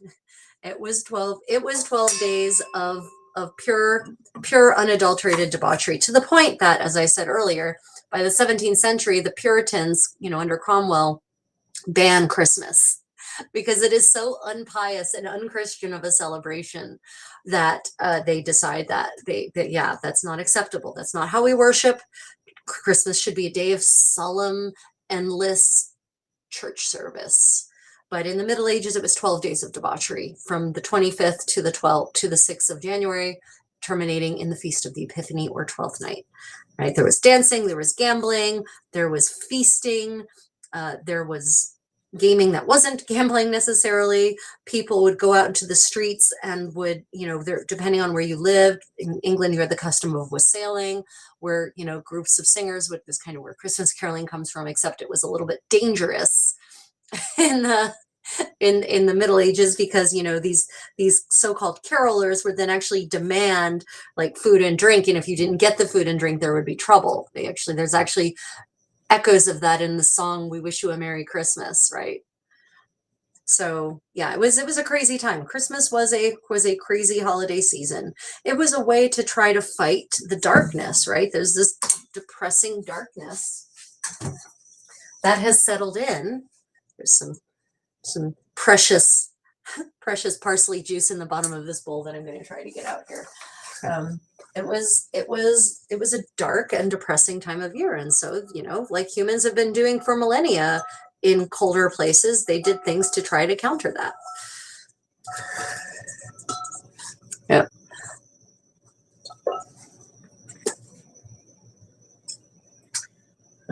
Think Fact asked, if you had the power to change any individual historical event in the medieval era, what would you change? The death of Charles the Rash. Charles the Bold. Yeah, gosh, that's alternate. I'm always thinking about alternative history. What one event would I change if I could? Yeah, actually, it might well be the death of Charles the Bold or Charles the Rash. Seriously, because just and not because I think it would be better, just to see what would happen. Yeah, that had such far-reaching consequences. Really, just crazy consequences for Europe and the development of Europe. I might also, you know, or another crazy one, I might give Catherine of Aragon a son that survives. Think about that for a moment. Give her a healthy son who survives. Then there's no English Reformation.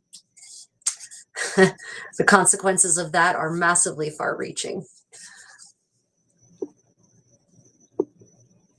Your finger made me think of a very curious question. If someone broke a bone back then, how likely would that bone heal well enough to use? Very likely. Curiously. Actually, medieval medical science was not as crude and ineffective as people think it was. They were actually very good at setting bones. It's just a question if you could get someone to set your bone for you properly, if you were in the place where that could happen. But they were actually pretty good at setting bones. We have discovered some shocking bodies, skeletons that have deformations that you would think would have killed them, and yet they show signs of healing. And we know the history of these people, right? And they actually thrived. So yeah, we find skeletons with bones that were broken and healed. And you know, it's clear that these people continued to live a pretty decent life. The problem is if the bone broke and it was a compound fracture, you're likely to die of sepsis then. That's a pretty likely outcome. It's not the broken bone, it's the sepsis that will get you, right? Dilnoza, welcome back. Lovely to see you. Finger's getting better. I'll let you all know what comes out of it, but so far none of the medical tests have shown anything, unfortunately. Thankfully, nothing's come out of it. Yeah. Okay, so let me show you one more. I've thinned it a little bit because I think it was a little too thick, right? Isn't that a great green just from the parsley? Okay, so I'm going to go ahead and put these babies in under the broiler, which is not there. It's down here. I'm going to let them get a little bit of brown because they should, as per the recipe. It does. Wow. Okay. I got talking to you all and got distracted in my Play-Doh here, basically. My little bowl of starchy Play-Doh. Let me see. Before people had access to the moon, how did they access the cheese? Shellback bean, that's a very important question. You get it from the cow You that jumped over the moon. You get it from the cow that jumped over the moon, obviously. You might not be able to access the moon, but the cow can, clearly. Oh, what are you cooking, Dilnoza? Oh, you know, it's the cuisine from you know, Tajikistan and Kazakhstan is so delicious because it's so fusion, just naturally fusion. So what is it you're making? I got my fractures and broken bones, LOL. Oh, let's see.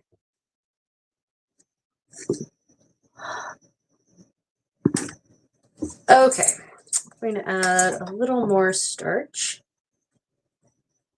You know, the other thing that's interesting about this recipe, I had this thought, is that the thing that's turning them into apples, right? These meatballs are being made into apples. It's that they're being turned green. And I think that's really interesting because it shows that clearly the more common, you know, a common choice for apples would have been green apples. You know, this is these little things that provide us details and information about the world as was, that otherwise it might be hard to find. Clearly the association with apples is the color green. So yeah, that was an interesting thought I had as well when I was looking at this recipe the first time. Okay, so while those babies roast, let's look at the sauce recipe that I wanted to make that utilizes milk, regular dairy milk, and our egg yolks. Okay, so this is called a jaunce of cow's milk. So the jaunce comes from jaune, so it's a yellow sauce. Bray ginger yolks of eggs without the germ, and there's an interesting point there, pass them through a strainer with the cow's milk, or in case it should turn, curdle, let the yolks of the cooked eggs be taken and then braid and pass through a strainer. Moisten with cow's milk and boil well. Okay, so the interesting thing here is yolk of eggs without the germ. So they're talking about unfertilized eggs. So they're acknowledging that it's likely your eggs are going to end up fertilized and there's going to be a little chicken embryo in it. So take that out, right? And the other thing that's interesting, it's a custard sauce, basically, right? It is a ginger custard sauce because, let me see, braid ginger. Yep, ginger, yolks of eggs without the germ, pass them through the strainer with the cow's milk. And the strainer in this case is used to mix it finely because, again, no whisks. So instead you use the strainer to mix it all together.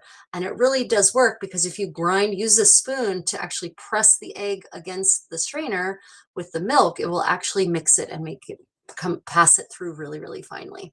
Yep. Yep. Egg yolks, just the yolks. No little baby chickies in it.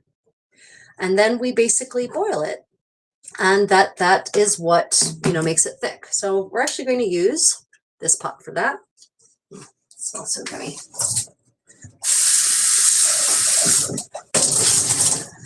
We'll use the second pot for that. So we have our egg yolks already because we have them left over from the meatballs, which is fantastic. Right? So this is great. It's a circular economy. Nothing gets wasted. Now, granted, I'm not certain what to do with this, the parsley mush. No, I think I know what I'm going to do with the parsley mush. I'm going to freeze the parsley mush. And the next time I make stock, I will put the parsley mush in the stock pot. That's what I would do with it. Now, what medieval people would have done with the parsley mush, it's a good question. They could have fed it to their pigs, for instance. Like pigs, that's kind of the answer in any medieval kitchen. What did they do with the scraps from blah, blah, blah? They fed the pigs with it, right? That's always an option. Not a modern option for most people. Most of us don't have pigs, but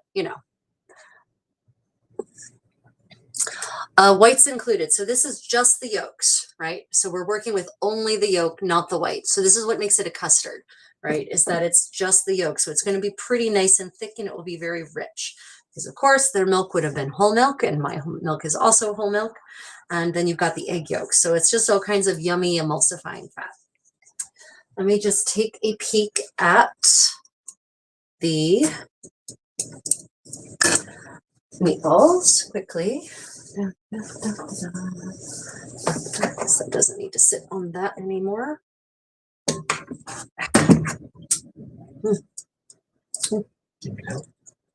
Nope, I do not. I keep forgetting. I'm looking at you on here, and it's like a minute behind. So whatever I thought you needed help for was a while ago. Did I miss any questions?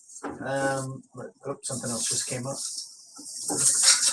Deloza said that they burned a couple while texting. Shobako likes your pot. It is a pretty pot. Oh, this is a Korean stone pot. Yeah, we got this at a fair. So it's not medieval. It's not even medieval Korean. It's modern, but it's still pretty. Okay, so I put the strainer here. I'm now going to put the eggs. So just let's recap the recipe. Braid the ginger. My ginger is already ground, so it's already braid, right? Earlier I said that ginger would often come as a dried root, and then you would actually have to grind the root to get the powder. So that's often how ginger made its way to Europe in the Middle Ages. Very shelf staple. Braid ginger, yolks of eggs without the germ, and pass them through the strainer. So I'm just going to add some ginger here. A little bit, not much because the meatballs are pretty spicy. And then we'll pass them through the strainer with the cow's milk. Okay, so. Hi. James says pigs love every single flavor of Ben and Jerry's except for mint. Really? Is that true, James? Have you experimented? Pigs don't like mint Ben and Jerry's. That's fine because that's my favorite.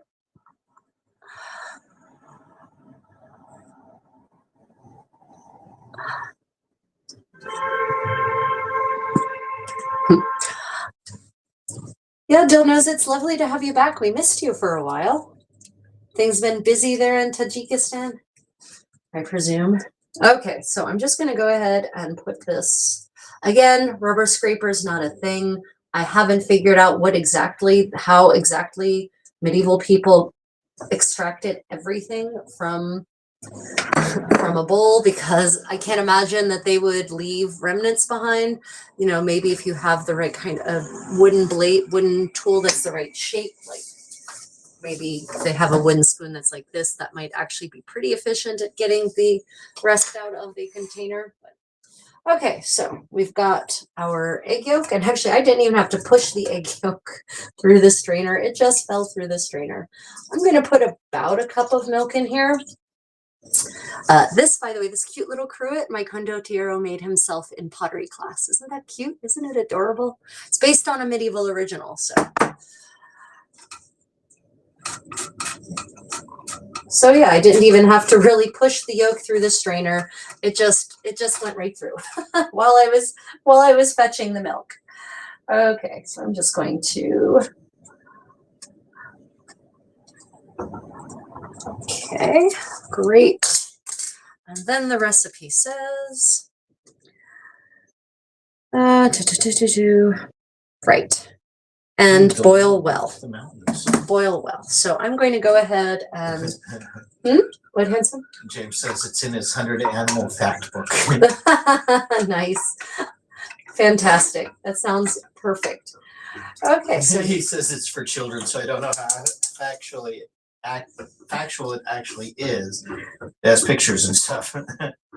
Now, the interesting thing about this, thank you, Takeda, about this jance is that it does not, again, this is a sauce. It's a yellow sauce, hence jance, and it does not call for any salt. Now, some people have theorized that that's because salt is served at table and you can salt to your heart's content. Other people say, well, like modern cooks, medieval cooks would have known to just add salt. I'm going to go ahead and stick faithful to this recipe because clearly the Ménagier has no problem telling you to put salt when he thinks salt should be added, right? He told us to salt the boiling water, for instance. So I'm going to go ahead and just take that at face value. And I'm going to put low heat on our clay pot, the stone pot, and I'm going to stir constantly because what I know is with a milk egg infusion like this, if you don't stir regularly, you'll end up with curds, and we don't want curds. We want a nice thick sauce, right? Well, we want a thickened sauce, a smooth and thick sauce. Now I'm going to take a moment to check our pomo in their roasting and see how things are going there. Was it common for people to make their own dishes, bowl plates? No, it was not. It was not common for people to make their own dishes. And it wasn't common for people to make their own anything in the Middle Ages. Medieval society was highly specialized, going pretty far back. Wow, I can really smell the spices. Oh yeah, this is looking good. Okay, let me show you all what things are looking like after a few minutes in the broiler. Getting a little nice brown there. Right. Okay. So I think I'm going to go ahead and start the process. Our coating, what the bad 1920s translation calls greasing, but is definitely not greasing. It's coating. Coating would have been the better translation. Okay. So one of the benefits of working with wooden skewers is that they do not retain heat the way metal ones do. So I have to remind myself that those metal skewers are burning hot. I haven't touched them. Okay. I'm saying it for the audience. Okay. If you are working with metal skewers, remember that they are hot and don't touch them with your bare hands. Right. Is this your day today or just for content? Depends on what you mean. I do a lot of medieval living history stuff as part of my day-to-day. So the medieval living history came first, the content came later. So I do a lot of this experimentation as a matter of course, as a matter of the things I like to do in my life. So yeah, I guess this is part of my day-to-day, not my entire day-to-day necessarily. I dress up for medieval living history events normally, but I dress up for the live streams because obviously it enhances the atmosphere and the algorithm loves it and you all love it. And honestly, I feel better doing medieval things in medieval clothes.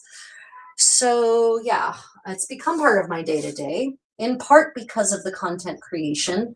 But the reality is that, I've been doing this for 30 years, long before I started the content journey. Okay, so Don't touch them with your bare hands. Your bear will thank you. Your bear will thank you. Okay, I'm going to move this over here where you all can see this better. Other questions or comments I should answer, Vincent? Shellback Bow says the parents are visiting for 2 weeks, so it's very well there. Nice. So I can definitely see why you would have to move to the mountains. You would have to apply this multiple, like do a layer and roast, do a layer and rotate and roast, do a layer and rotate and roast, because it's not necessarily going to coat evenly, meatballs being what they are. And maybe if I had, actually, maybe I should just use the brush. Use the brush. Oh, yeah, that's much better. It actually doesn't say to use a brush or what to use at all in the original recipe. So, give my pot of sauce a stir.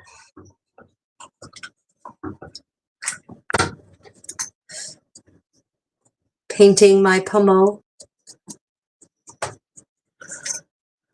Now the parsley juice does give it some flavor, but not an overwhelming flavor, right? It will complement the spices. It will certainly not overwhelm them at all. Denoza loves your clothes. Painting my meatballs green. I'm painting my meatballs green. Anyone get that reference?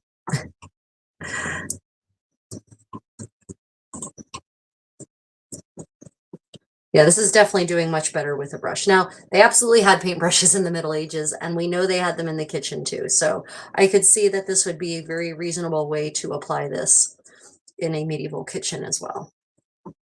And I can definitely see that it's a good idea to apply a layer on, say, the top like this, and maybe on the sides, and then roast it, and then turn it as it says to do, and then roast it again so that you kind of you basically, it's like glazing pottery, right? You're glazing your meatballs.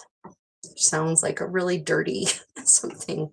Naughty, naughty, naughty. So risque.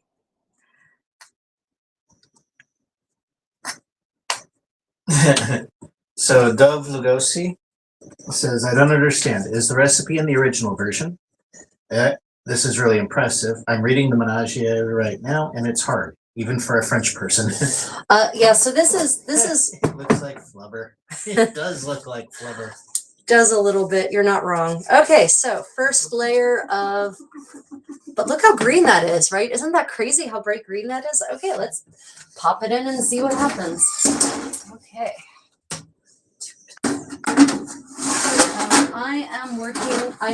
So I have worked from the original French. I actually don't have a problem with the original French. But for this recipe, I didn't have the original French text. It's a 1920s translation that's pretty bad, actually. It's pretty bad. It's strong. It's not. I'm a professional translator, so. But yeah, I'm working from an English translation of the original. Yeah, so we are up to the coat your pomo by turning the spit over the dish. You just did, then put them in the fire as often as needed until the pomo be quite green. So yeah, we're going to just let that roast for a couple of minutes, and then I'm going to take them out and turn them, and we'll do the other side. And there's a comment for you to read. Ah, great. Goblin goo, 100% agree with that. Wait, hold on a minute. Let me see. It's inspiring to watch you enjoy your passion in such an ambitious ways to experiment and share it with the world. You're both such lovely people. Wishing you both a great holiday. Well, thank you, Bean. That's a lovely comment. Appreciate that. I agree. It looks like flubber.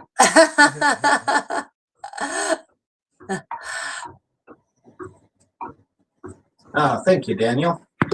Or Danielle.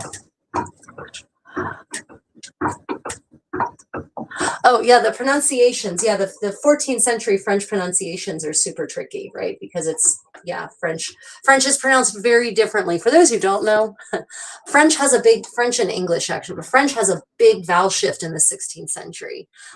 Like between the 16th and the 18th century, there's a big vowel shift. So the way medieval French words are pronounced in terms of their vowels is very different than it is now. Which is why, like, it's not, his name wasn't pronounced Guillaume Dufay. It's actually was pronounced Guillaume Dufay, even though his name was pronounced Dufay. In the 15th century, it was pronounced Dufoy. And that's why the name Francois in the 15th century was actually pronounced Francais instead of Francois, right? It's, yeah. Okay, so if we remember, I'm working, we've got two things happening at once. We have the pomo in the oven, and we have on top the jance, the sauce that has egg yolks and milk in it. And I'm looking at this and it's not thickening enough, so I'm thinking I might need to add another yolk or two. So I'm just going to actually, I've got more egg yolks in the fridge from some other recipe I made where I needed just the white. So I'm actually going to go ahead and get those out, and I think I'm going to add them because here, I'll show you. It is coating the back of the spoon, but it's not, I think it needs to be a little thicker.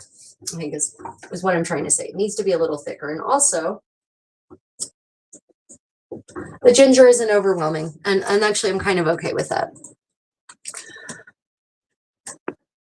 And Bo is pronounced bean. It's cold outside and I'm from Tennessee. Oh, gosh, I'm sorry. Yeah, Daniel, thank you. Welcome to the channel. Yeah. Okay, so let's take a look at these. Okay, well, they're looking kind of good. They're looking really green. All right. I finally had to kick somebody. So here is how they look. They look really green, right? I'm kind of surprised.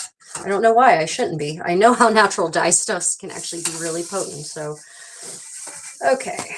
Unfortunately, these little guys have rotated a bit around their spit, so I just have to pop them back to the top side so that I can coat this side. Okay, let's do this, and let me try not to burn myself on the freaking pan. Yep, okay. I'm going to do something else with that sauce in a moment. The jance has actually curdled a little bit, and that's okay, because the Ménagier de Paris anticipates this happening and tells us that we can just put it through the strainer to smooth it out. We can unbreak the sauce, basically. So we will do that in a moment. I will show you that process in a moment.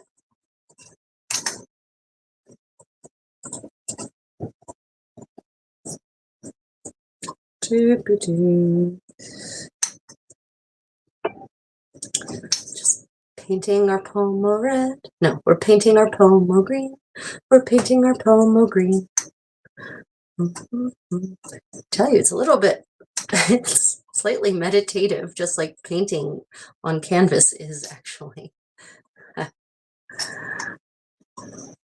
might have needed a little more to get all of them really green. Go to the store. No, no, you don't need you to go to the store. Did they have something close to ski pants back then? Could they play in the snow? They did play in the snow. Nothing like ski pants. So they did play in the snow. They did not have what you would recognize as ski pants. They wore wool, right? They wore wool layers. They wore wool hosen. And they would just go out in the snow. We have visual records of snowball fights from the 14th century, for instance, in Italy, of all places. So yeah, we know they did go out in the snow and play, but they didn't, was there specialized snow equipment the way we have now? Not so much. We know that certain places had crampons, like the spiky iron overshoes that they use now. Yeah, those were a thing in places where snow and ice were a common occurrence. But they just made things out of thick wool, right? Thick wool that is naturally water resistant or even waterproof. And there we go. Look at that. Not bad. Yep, not bad looking. Okay, let me pop these in for another turn.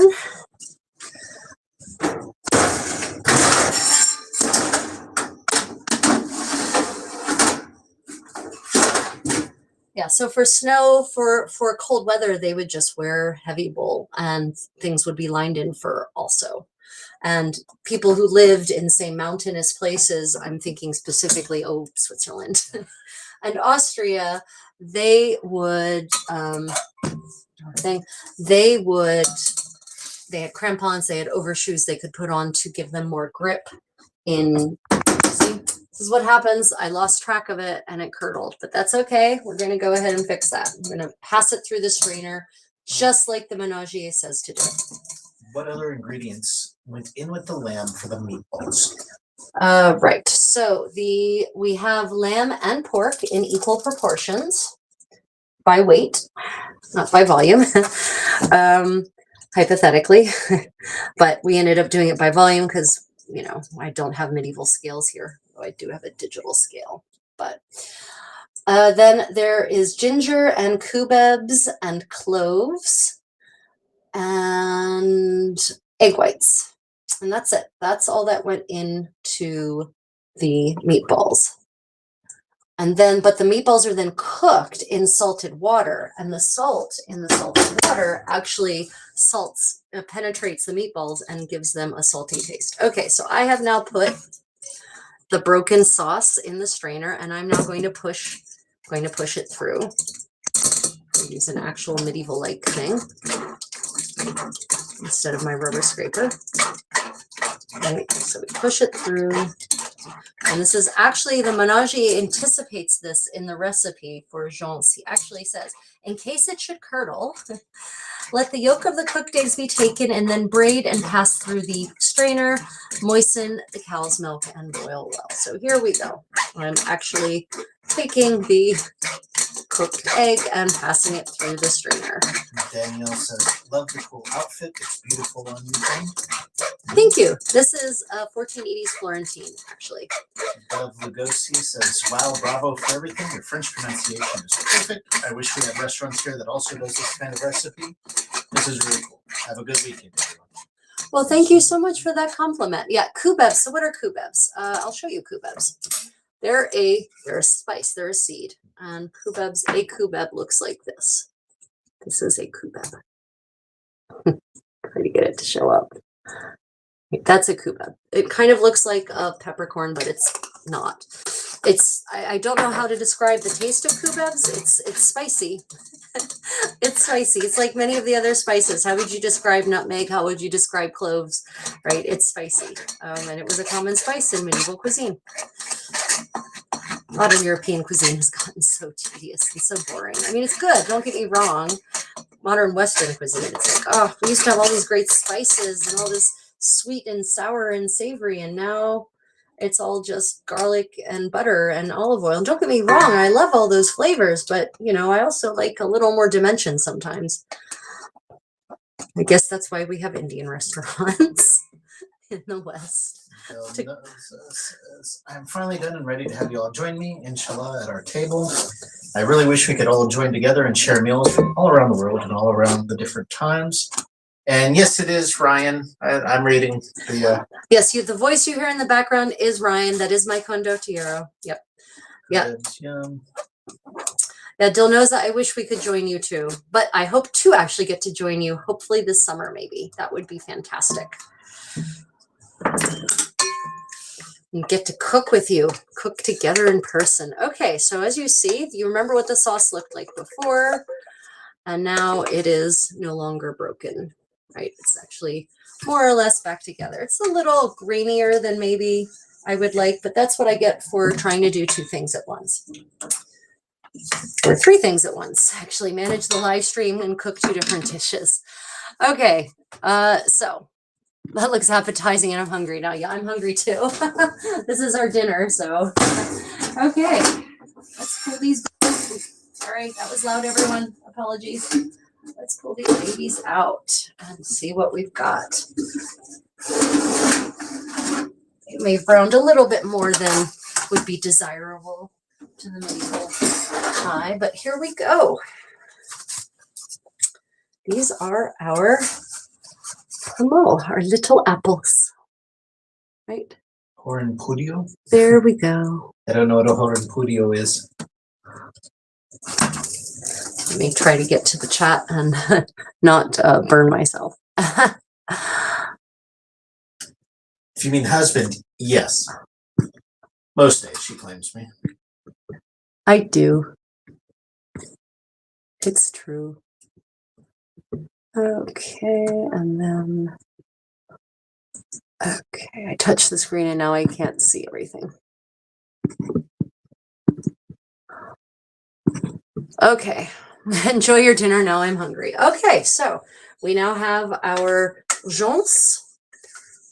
Joncs are so-called yellow sauce. Now, I think this would be much more yellow if my egg yolks were actually as yellow as, or orange, or possibly red as they would have been in medieval chickens. Medieval chickens were not fed grain. They were literally let to do their thing, right? They ate grubs, they ate grass, so they got only what they should eat, and so their yolks were probably blood red. Very, very nutritious, very nutritionally dense, which would definitely change the color of this to a much more yellow color. But otherwise, I think it's going to be, I think it's going to be a very pleasant combination with the pomo. Okay, everyone. Well, that brings us to the end of our medieval cooking party today.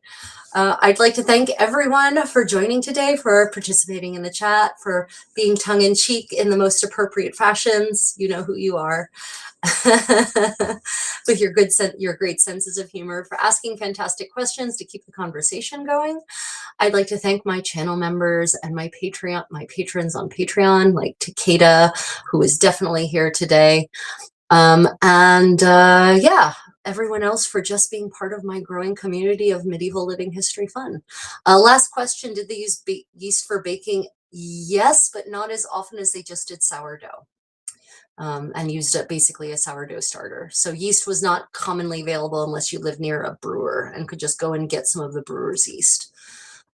Yeah, but they did leavened bread. It was just leavened bread seems to be more often sourdough than not. Yep.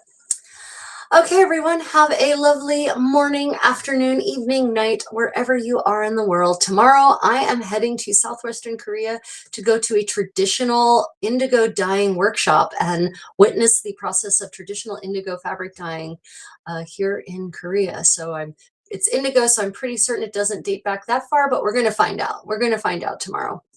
Have a lovely time, everyone. And if you're sitting down to eat, I hope your meal is as tasty as I hope ours is, because we don't know. We haven't tasted it yet. We'll find out shortly. Okay, everyone. Thank you so much for being part of my beautiful adventures. Until next time, stay creative, guys. Good night.